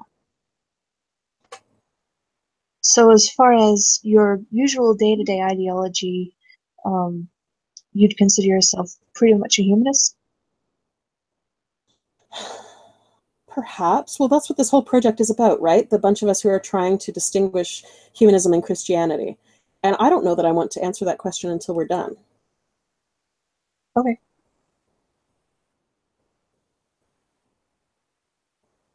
I'm not dodging the question. I actually try very hard not to dodge questions. But when I'm actively looking into something, I really try hard not to jump ahead to the conclusion. Well, I mean, there's a big difference between trying to dodge a question and just saying, I don't know how to answer it. I mean, that's just that to me is an answer. Saying I don't know, to me, that's a legitimate answer. Fair enough. That's a more honest answer. Yeah, and maybe I'm biased by being on Twitter so much lately, but I mentioned my little bingo card. So in addition to things like cherry picking, then you've got accusations of dodging questions, and you've got accusations of lying. I am so tired of accusations. Yes. And you know what? Even if someone is actively lying, does it matter? I would rather look at what they said and dispute what they said than talk about them as a person and the fact that I consider them a liar, which is what some people seem to enjoy doing, right? So well, it's also difficult for us to really read their intent. I mean, even if what they say is 180 degrees away from what is objectively, observably true, if it is completely untrue, what is coming out of their mouth, that doesn't mean they had any intent to deceive. A person can be incorrect without lying. I agree. And so often I see responses on Twitter that say things like, oh, come on, that's not true. That's obviously not true. You're lying. And I just think to myself, you know what? Even if you think that, even if you are seething at the thought that they are lying, why not give the benefit of the doubt and just talk about the topic and not the person? So I set out a challenge, I think it was yesterday on Twitter, because somebody was asking me if I was calling them out. I do a fair bit of calling out. I can be a real ass about it sometimes. But somebody was calling me out and saying, "Oh, come on, you must call people, do you not stand up and call someone a liar when they're lying?" And my challenge in response is, I said, I don't know what, but I will mail something really nice to anyone who can go through my feed and find me calling someone a liar or even talking about lying, except to say that talking about it is a waste of time. It takes a lot for me to actually call somebody a bald-faced liar. I mean, it would take somebody saying, "No, I did not say that to her 5 minutes ago in private message," when I have it right in front of me that they did. I mean, that I would say, okay, now they're lying. But it takes a lot for me to call a person a liar and not just mistaken or even in misled. I hear you. Even in that situation, I wouldn't say it. And the reason I wouldn't say it is it's kind of like dropping Hitler into a conversation, right? There's certain things that if you mention them, they just take the conversation in a whole new direction that I think isn't necessary. So even if I were convinced that somebody was deliberately lying, I would still challenge what they said. And I don't know that I would even spend a ton of time on, well, you didn't say that yesterday, because I tend to be in the moment and I would tend to say, well, let's look at what you said, because I don't think it's right. But no, I just do not engage with people on that level of talking about lying. I think it does far more harm to the quality of the conversation than needs to happen. Generally, when I think if it's gotten to the point that I think somebody is deliberately just being deceptive, that conversation has gotten to the point that I no longer want to continue it anyway, because I don't usually want to engage with somebody who's doing that. But I mean, that's just me. Well, exactly. And then you walk away, right? But I mean, as you walk away, sort of fling over your shoulder, yeah, I'm out of here, you damn liar, is, I mean, you're doing that for yourself at that point, right? You're just kind of sticking the knife in. Not always. It really depends. I mean, if it's a Twitter egg account, then I probably wouldn't even bother. I just, whatever. But if it's somebody who has a following and who has people who are really listening to them, are really taking what they say into account, who are really, following them, taking their words to heart, yeah, I probably would call them out on something that they say, not because I think that I'm going to convince them. I mean, if they're lying, it's not news to them. They were right there when they did it. Well, I don't know. It might be news to their followers. I'm thinking about Trump and company, and I'm not sure that they can even keep track of everything they say sometimes. Well, I'll have to jump in because I just had this topic, quite some drama about it as well.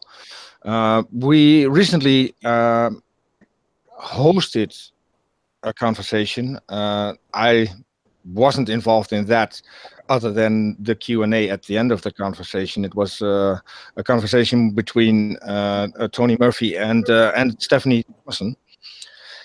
During that conversation, there was someone in the chat, someone who's also been a guest on our show, Cy Gart, and he made a comment to which I have to. Tony has his way with words. Tony said pretty much that he was talking out of an orifice, usually. I'm not that good with words. Usually used for a more solid form of waste. And nice. So Sai took that as directly Tony calling him an asshole, which was pretty much. And we lost Marianne. You're back? Looks like she's there. There she is. I was hearing you cut out a lot, and I just thought I would refresh the browser. I'm sorry. Okay. I figured I could catch the gist of your story. Okay. So it wasn't that Tony called him an asshole. Tony called him out on something he was saying. And he made a comment in which I deleted, and then he made a comment on the video where he pointed out what he heard, which wasn't what was said. And even when I called him out on that, listen, that's not what Tony said. He kept denying. So at that point, I think that if you are calling someone out on Twitter and you're going to degrade his name, then I need to rectify that, because what you're now doing is spouting a lie, and that's something I need to rectify. So I did. And I But did did you that have to call with it a lie to rectify it? Did you have to call it a lie to rectify well, it? I'm not saying it wasn't lying. I'm saying, did it help? Well, what I did is that I said, listen, it's not what you say it is. Here's the video. I made a timestamp. Click on it. It'll start at the correct position, and you can hear what has been said. And well, as to your question, did it help? It earned me an instant block on Twitter. So to me, that's an agreement that I was correct. And Okay. I still think if things like that happen, they need to be addressed. And if people are doing that in public, they need to be addressed in public. You think? See, I don't know that it's necessary. And I think this is an important question. You know, I am physically cringing as I say this because I never thought in my life that I would be quoting Dr. Phil, but I'm going to do it because I think that there is one thing he has said that is of value that I know of, and that is the question: do you want to be right, or do you want to be happy? And I would. My mom uses that, like she quotes that to me, and it's one thing that I've heard that I like, but I would change it in this situation to be, do you want to be right, or do you want to be productive? Because I find that sometimes just not saying something that is sometimes glaringly obvious, but still just refraining from bringing forth the complaint, the accusation, you name it, just sitting back and letting things take their course can lead you to a more productive outcome than just getting into it or it could lead you to Trump. Well, yeah. Yes, it can, but that's the other thing. Okay, can we get back to what is the point of being Christian? Because sure. Okay. But this was a question from chat, right? Which was kind of, well, if you've on the road to hell, as it is, you know, to being a full-on atheist, why don't you go full out? And I, quite frankly, I could answer this on so many levels. The very simple answer is I refuse to let the value that is in what Jesus taught, whether we can prove he ever existed or not is irrelevant, but I refuse to allow that person's qualities to be represented by a lot of very loud people. And I'm disgusted with the way that the loudest, nastiest people have come to stand for what Christianity is. And so if that were the only reason, that would be enough for me to just say, I am not letting go of the tag or the handle Christian, so long as those people have the mic. So right there, that's one reason why why I call myself a theist as well, because I do not like how these things are being portrayed. I don't think it's accurate, and I think that it would be nice if more people who you could say were on my end of the spectrum were standing up and saying so. And many of us are, but we just really find it hard to compete, right, with the really loud folks who happen to own TV stations and radio stations, what have you. But on top of that, is there any reason to be Christian? Well, to me, Christian is, if we're going to be literal about it, is follower of Christ or follower of Jesus, right? I don't attach a lot of other mandatories. That's the mandatory for me. So somebody who follows Jesus, in my view, is taking on a certain responsibility, which is self-sacrifice. And I hope that I know I'm not going to get crucified. I hope I don't ever get killed for my convictions. But I also hope that I wouldn't shy away if the cause were important enough and face potential violence for the sort of things that I believe Jesus stood up for. And the thing about being Christian is that we're constantly having that example put in front of us, so that it's very hard to get complacent and say, well, you know what, I did the best I could, and walk away from a situation when maybe we didn't do the best we could.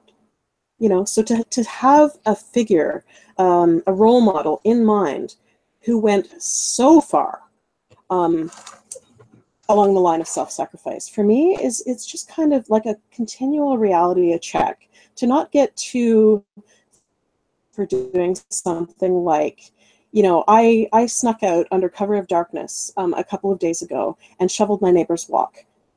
Shovel it herself. I know she can't afford to hire someone to shovel it for her. I mean, I know that she's got some serious issues. It's kind of, a few people know about this. And I didn't want her to have the shame of seeing me do it. And shoveled her walk under cover of darkness, not because I'm a fantastic person, but because it was eating away at me. And I felt somebody needed to do it, and I needed to step up.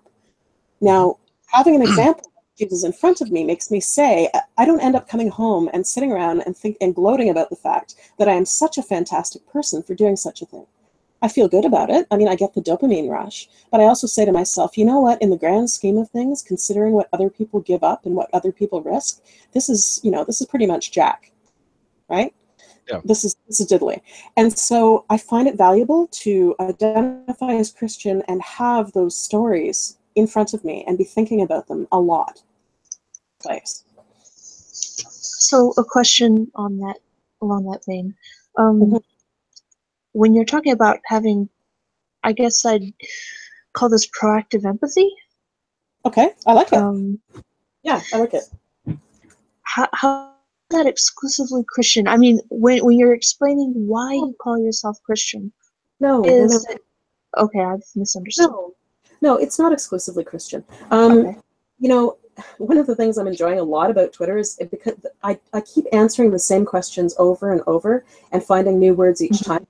You never quite know what's going to pop up. And sometimes it's a fun turn of phrase, right? So proactive empathy is fantastic. Another sort of turn of phrase that came up for me recently when I was trying to explain this very thing. Why bother to be Christian? Why not be Sufi, for example? If I was going to be anything other than Christian, it would probably be Sufi, by the way. S-U-F. That's great. For me, it'd probably be Wiccan. There you go. I mean, I don't think I'd ever be a whirling dervish specifically, but I think Sufism is pretty awesome. So, damn it, I lose my train of thought so much. Turn of phrase. My train's just constantly derailed, so you're in good company. Mine kind of flies off the tracks, and if I'm lucky, it lands on another set of tracks that takes it somewhere interesting. And if so, I go with it. Great. Yeah. See, there you go. Another turn of phrase that came out of nowhere. But the one I'm talking about is when I said, look, the best I can explain it is that if religion equals music, if we equate religion to music, it's the genre that I can dance to.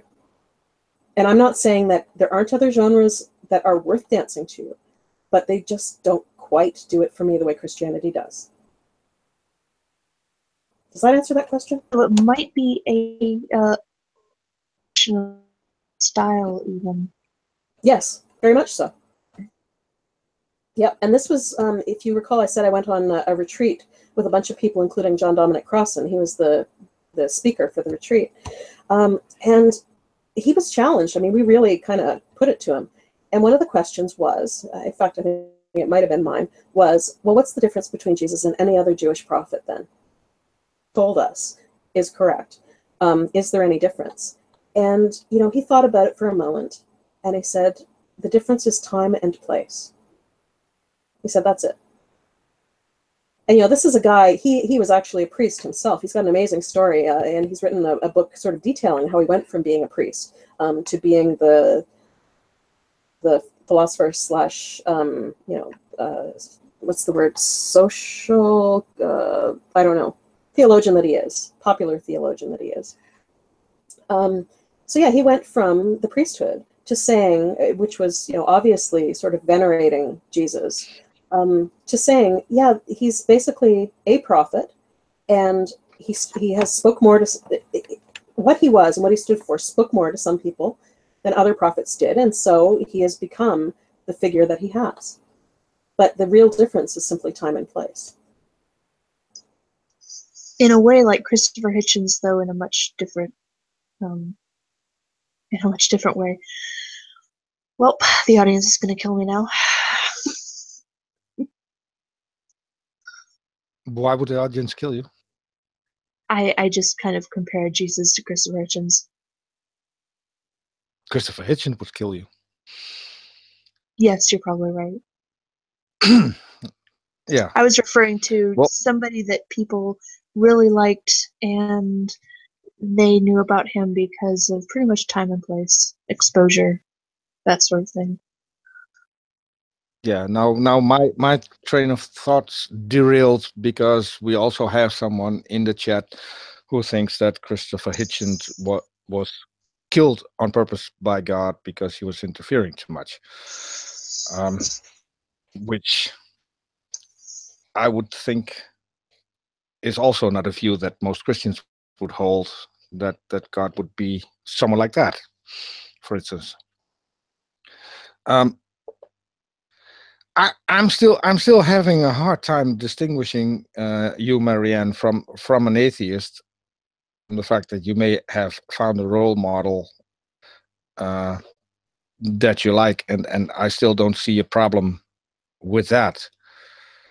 But when it comes to that, aren't you then also cherry picking verses from the Bible? Because not everything about Jesus was that great. I mean, I recently read a couple of and came up with a few very funny things I never knew, because in the Old Testament God breathes life into Adam, and in the New Testament Jesus kills with his breath. So I don't know what's happening in heaven, but there are no dentists and no toothpaste, I guess. But Jesus wasn't all good. How do you, and we lost Marianne again. Yeah, she'll be back. She might be having connection problems. I think so. Sometimes this just happens. There she is. And Whoa. And you're back. Hi. Did you get? Did you? No. Okay. So this isn't my computer. This is my husband's, and it has some quirks. And I don't know what just happened, but I guess I was impressed with my own point, because I thumped the table and the computer power just shut right down.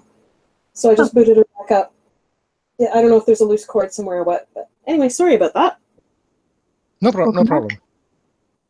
Okay, so what I missed? I think the last thing I said is something about John Dominic Crossan, and saying that the only thing special about Jesus, in his view, was time and place.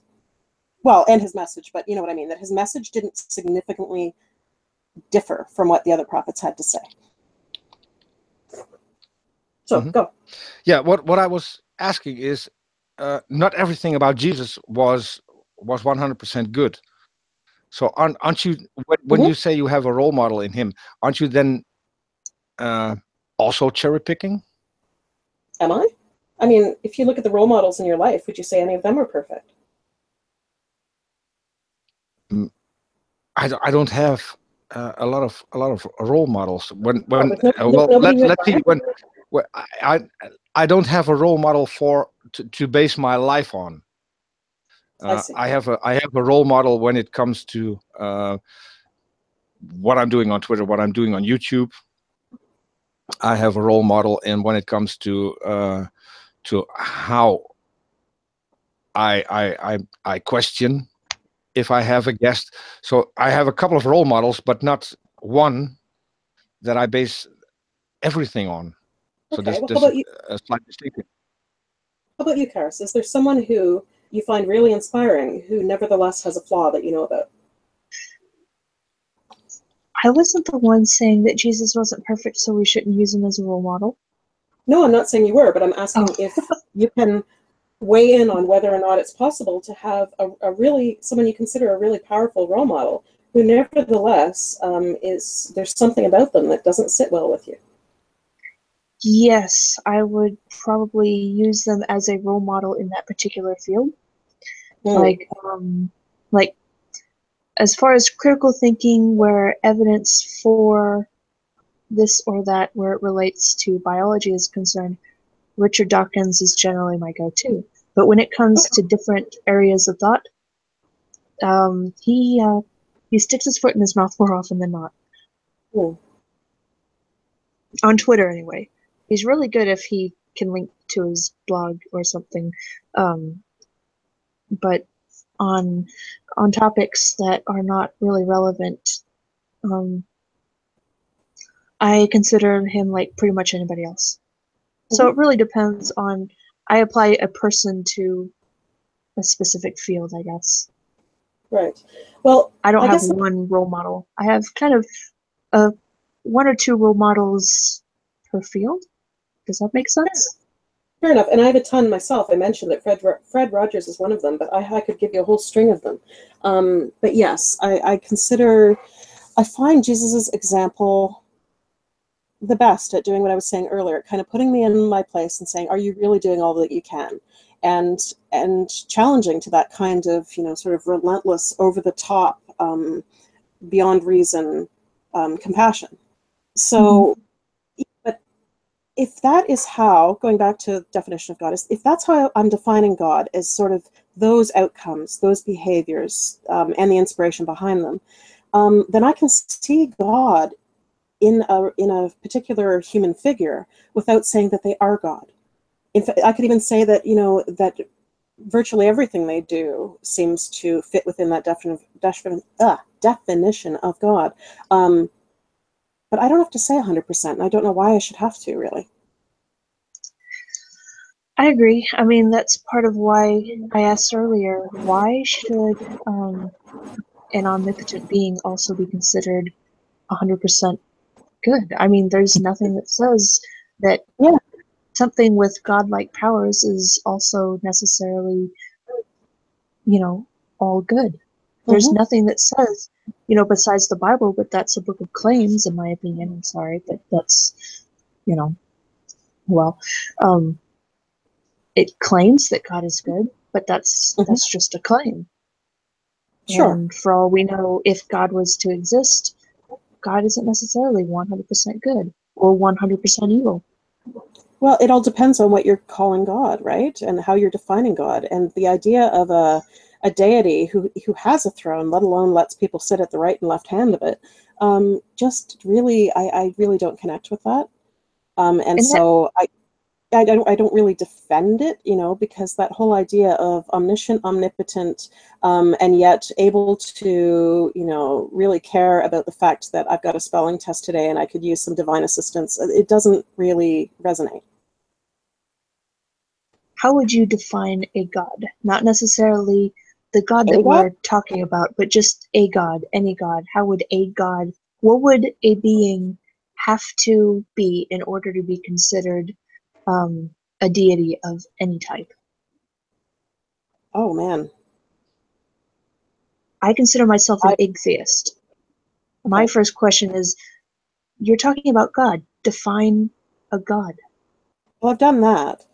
But if you're asking me if there are gods other than what I've defined, not if there are gods. What would something or somebody have to be? What would their qualities, what would be the qualification that they would have to meet in order to go from just being perhaps above human level to going to being considered a deity of any sort? I think that, like almost any concept, that is going to depend on who's doing the defining. So it's like asking, let's just step away from the idea of a God for a moment. It's like asking, what does it mean? What is the bare minimum required to be a parent, to be a father? Okay.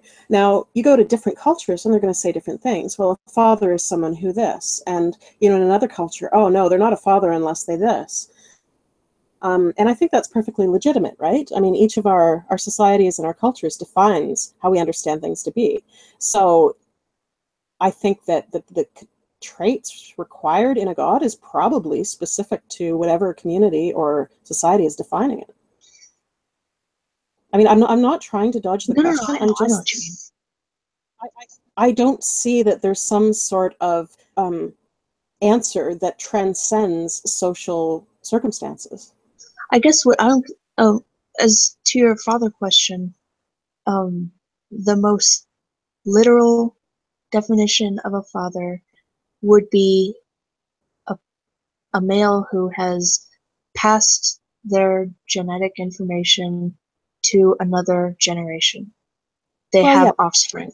So I'm wondering, what is the literal, just the bare bones, literal qualification for being a god? Not necessarily, do they reach this lofty point at which I consider them God? I'm asking, what would be just the absolute literal definition of something or someone being a deity? What do they have to be? The pure basic. Yeah, no, I get it. And I think that the fact that I identify as Christian doesn't give me any greater insight into the answer to that question than anyone else. I mean, I think anyone in the chat can take that question and run with it and say, well, a God is X or a God is Y. In and of itself is kind of saying that. Well, I mean, many of them will say God is the loving God. Now I get to interrupt because the question was specific. The question was to you, not to what. No, I get that, but I'm saying that I don't have any special knowledge. No, okay. Mm-hmm. But what to you would be, at least what would be the basic qualifications to define something as a god? I mean, you must have, if you have the concept of God, you must have some sort of basic qualifications that it needs to meet to be a god. Yeah, but I've given that. I've said that the basic thing that defines God for me is the idea of going beyond reason in a sense of compassion and generosity. I mean, if you're asking for something other than that, then what I'm basically doing is coming up with a fictional character, sort of saying, all right, I'm going to write a story about a god. Now, if I'm going to write a story about a fictional character, how do I define that character? I mean, I can answer it, but you're not asking about anything that's actually relevant and the way I live. Does that make sense? First. It makes sense, but I'm not sure it quite answers for this reason. Okay. I have done some very self-sacrificing things for some people. I'm not even going to mention what they are because it's not really relevant. But it put me in a state of peril, but I wanted to save this person from the fate that they would find themselves in if somebody else did not step in their stead. Mm-hmm. That would then qualify me as a god per the qualification singular that you gave us. However, I'm not a god. Okay, go ahead. So then what would I have to... Oh, can you hear me? Sorry, really. I don't think it makes you a god. I never said that it makes the doer a god. I said that the inspiration behind why one does such things is God, and that the outcome, what we can observe when those things are done, is God. And the person is kind of the vessel. One can embody God in that sense, but that doesn't make you a god. Do you see the distinction? Sort of. When you say the inspiration to do this, what do you mean by that? Is this because I saw them in peril and I wanted to fix it? My inspiration was getting them out of peril. There was no higher inspiration than that. To me, I just saw them in harm's way and I wanted to step in so that they wouldn't be in harm's way. Okay, but from a purely rational standpoint, they were in harm's way and you decided to put yourself into harm's way to get them out of it. So from a rational standpoint, at best, that's a wash. I mean, maybe if there's maybe if there's differences in amount of peril, then you could argue that then it's a logical choice to put yourself in peril to get someone else out of peril. Okay, you might be able to defend that as a logical choice. Because you can say, well, I only put myself in, X amount of peril, but that person was in X times 10 amount of peril. So that's a mathematical rational calculation. But often people don't make the rational choice. The rational choice would be to stand by and it was let the pretty irrational. They were in life and death Okay. situation, and I put myself in one as well in order to get them out.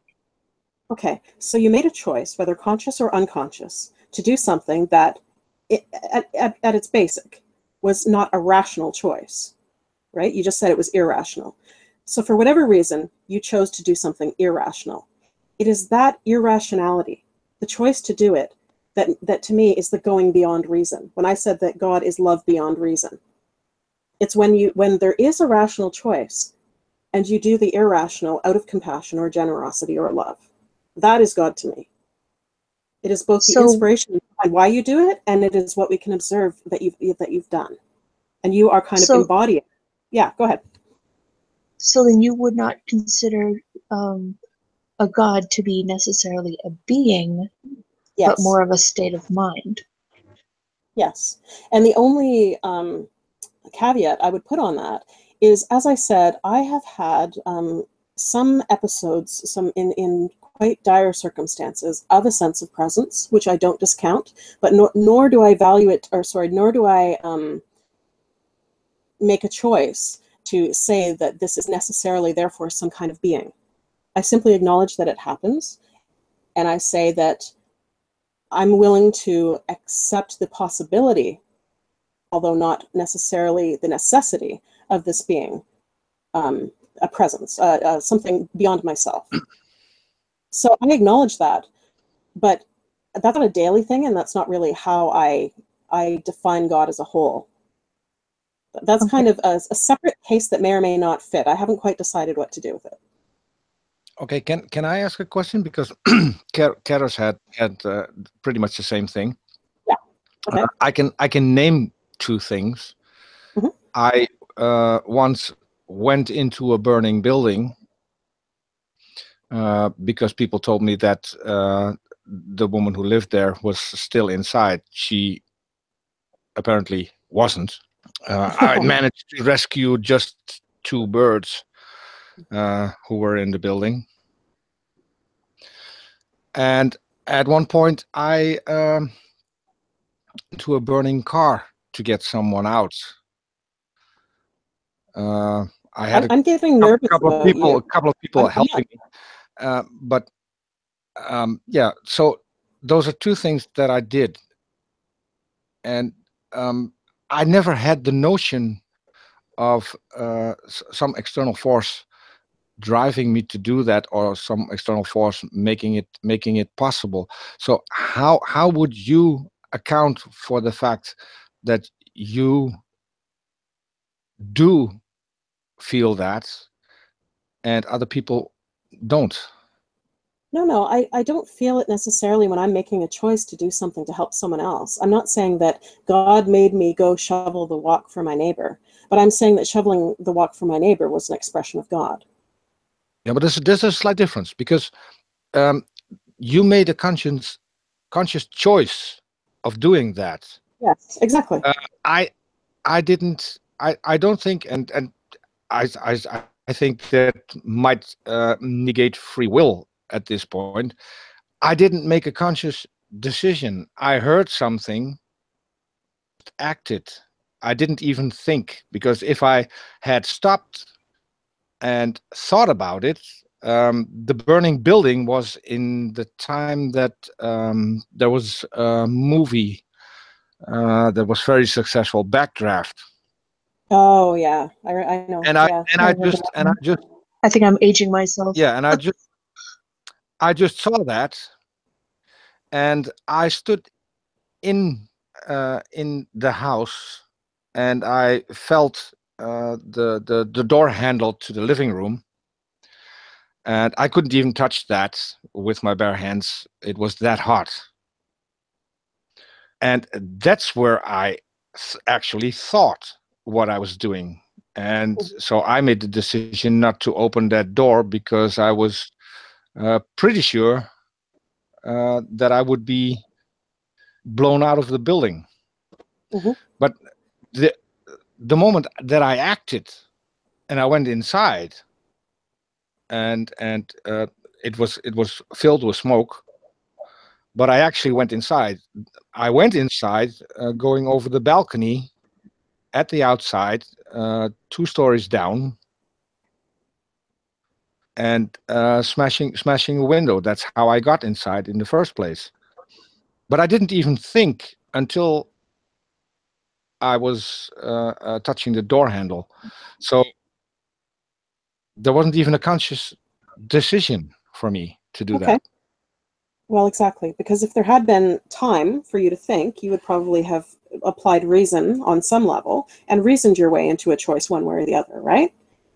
So, but you made a choice. I think I can be fairly sure that I would have done pretty much everything exactly as I did it now. Okay. Because I never regretted doing it. You know, at some point, because I went out of the house through the front door, and there police and firefighters met me, and I got a good thrashing about what the hell I was thinking going into a burning building. So, well, but that was maybe the only point that I would have changed, and I would have gone back on the outside to my own house and then joining the people at the front door, because it was in a multi-story apartment building. So got it. My regular job is as an emergency manager for a government office for actually the region of Toronto, the city I live in, for these 2 ministries. And so I train staff in how to handle emergency situations, including things like, what do you do if a building's on fire? And what I tell them, I mean, this is aside from our whole convo here, but what I tell them is that if you go into a building where you know there's a very real danger, such as a building on fire, what you are doing is creating or becoming another person for the rescuers to rescue. And how awful would it be to find out that they spent time hauling your unconscious body out of the building, and by the time they'd done that, didn't have the time left to save someone else.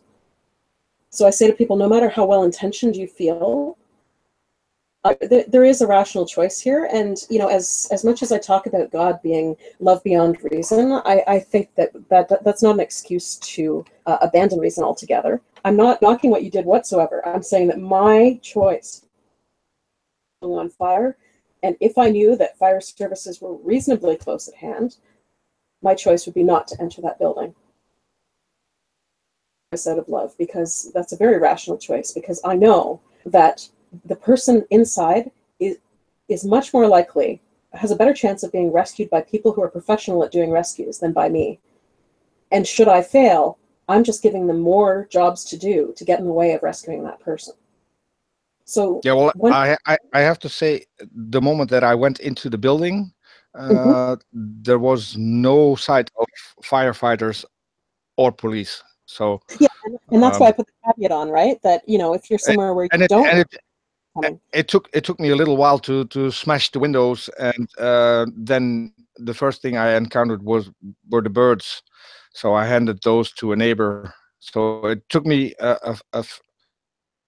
to get to the living room door, and then I chose not to open it, and through the front door. Okay, question leading off of this. What is to differentiate a choice, whether it is rational or irrational, knowing that people can make irrational choices all the time, and whether or not the outcome is good, bad, or otherwise? What is to differentiate that from God? How would you differentiate God from the human impulse to, whether conscious or subconscious, rational or irrational, to make a decision and act on it, even in a split second? I get it. I'm simply thinking about it. I mean, these are big questions, right? And on Twitter, as I'm doing here, I mean, I try to just keep going and keep throwing things out there, and sometimes they're right and sometimes they're not. So I don't know where this one's going to go.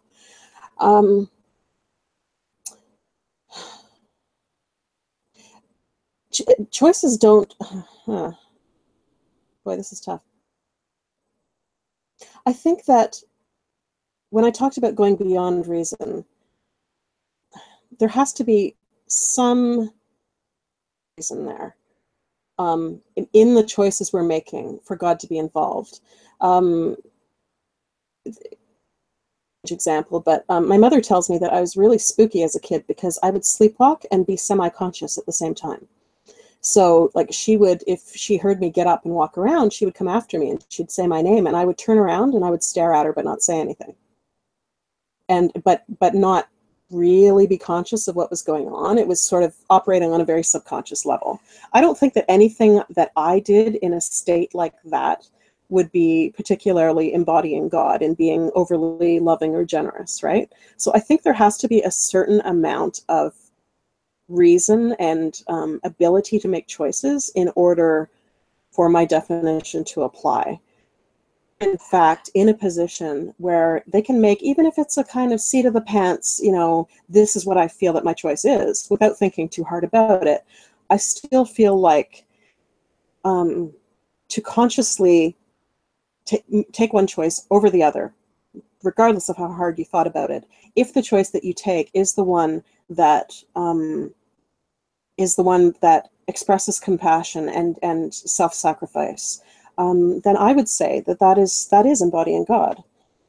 So then, off of something that you said earlier, that a God would not necessarily have to be all good, why does it necessarily have to be embodying a quality of compassion to be a manifestation of God? Why can it not be, at some points, being a choice of just funny mischief, or even on occasion revenge to be embodying God? I mean, I'm picking your brain, and I know it's painful, and I'm sorry, but I'm still doing it.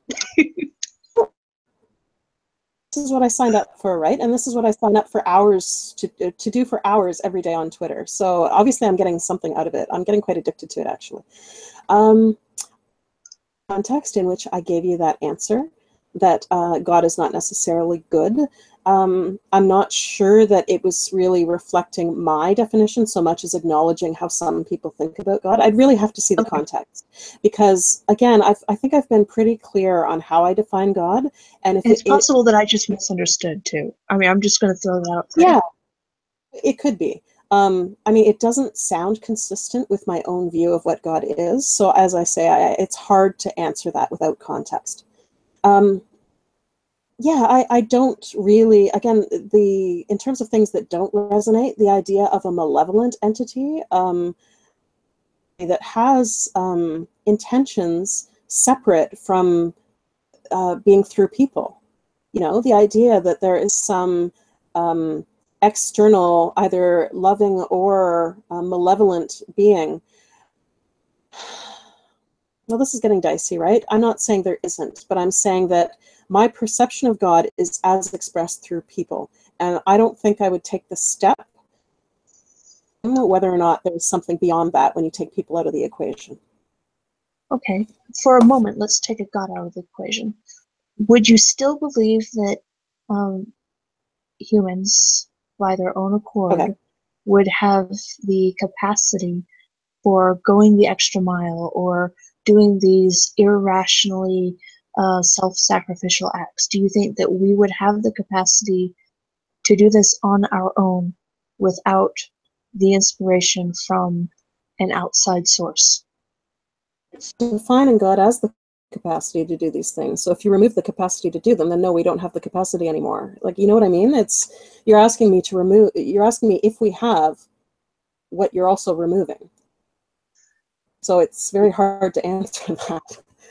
So is God basically the human id? Oh, now I'm having to go back to my Psych 101 days. And Freud. Is God the human subconscious? No. I'm just wondering where God is separated from us in this Can I simplify the question a little bit? Please do, Yeah. because I think I might be swamping her a bit. Yeah. Would you be a different person without God? I would be a different person if you took from me to express compassion and to choose to be self-sacrificial. Very much so, because those are the things on which I base my life. And I base my choices. But that is how I'm defining God. No, but that wouldn't be what I was going to. Okay. What my question was exactly, if there was no God, would that disappear from you? Would parts of you disappear? Would you do things different? Would you stop making those decisions? I think what she's saying is she would not be able to see if we took away her eyes, basically. Well, yeah. So I think the question there is, would she be able to manifest God things if we took God out? And her answer would, of course, be no.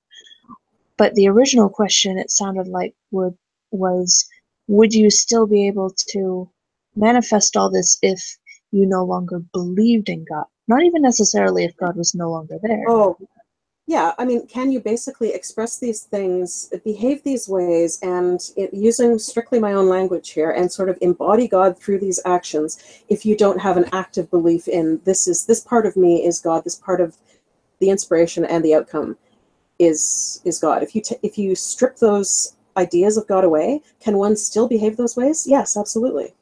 And this is why I said that I'm very pro-atheist, because pro-atheist, right? Yeah, and I don't distinguish between us on the basis of I have more than you, but I understand it in a way that perhaps you don't. Okay, we're approaching 2 hours, so I want to get to a closing. But there's one question that I still need to ask, and maybe have you think, because our format is as follows: we invite people over to have a chat, and when everything goes well, which is pretty much 99% of the time, you get the opportunity to come back for a second one, preferably leave at least a week in between. And for the second one, you come up with the topic, and you be the one questioning, in this case, Charis and me, because I hope then that we can do this with Charis present as well, where you come up with a topic. You don't tell us up front. We go in as blind as we did today. So first of all, that's what I want to ask you. Would you like to come back for a second show and do that? Well, I have a two-part answer. The first part is yes, absolutely, and the second part is you have no idea what you're in for. I like to be challenged. So if you have something that you can challenge us with, that would be great. Well, I'm just saying that I am someone who you may not want to give blank checks to, but okay, sounds good to me. Blank checks, because that's what I expect from you to do exactly the same. Peter, don't oversell my inventory. Sorry? Well, we expect from you to come in. You're interrupting again, I know. I said, don't oversell my inventory. Don't make it sound like I'll actually have more answers than I will. Because with quite a few of them, I'll probably have to go the I don't know route, or I'll have to think about that route. Well, that's not a problem. But the talk we had today, you were involved in. So I hope you will be involved in a follow-up. Because that would, to me at least, that would be the honest way. I have to figure out a time that everyone's available. And as far as it goes for blank checks, you didn't know what you were going to be in for today, and you took the challenge, as it were. So I know. I mean, there's no reason for me to not offer you exactly the same thing. Okay. Because I can't expect you to do something that I myself. Sorry, you've cut right out. I can't hear you at all. Same. But anyway, you did. But my point is that, you know, I make a lot of jokes. I make a lot of cracks. I made a crack about don't give me a blank check. It's all right. I was simply saying, you know, come with your, you know, you come with having stretched beforehand, because you might have, you know, something of a workout. That's no problem. No problem. Yeah, I need to work out. Okay, so I completely forgot my oh yeah, my last question. Mm-hmm. Regarding the fact that you say that some things are attributed to a god. Mm-hmm.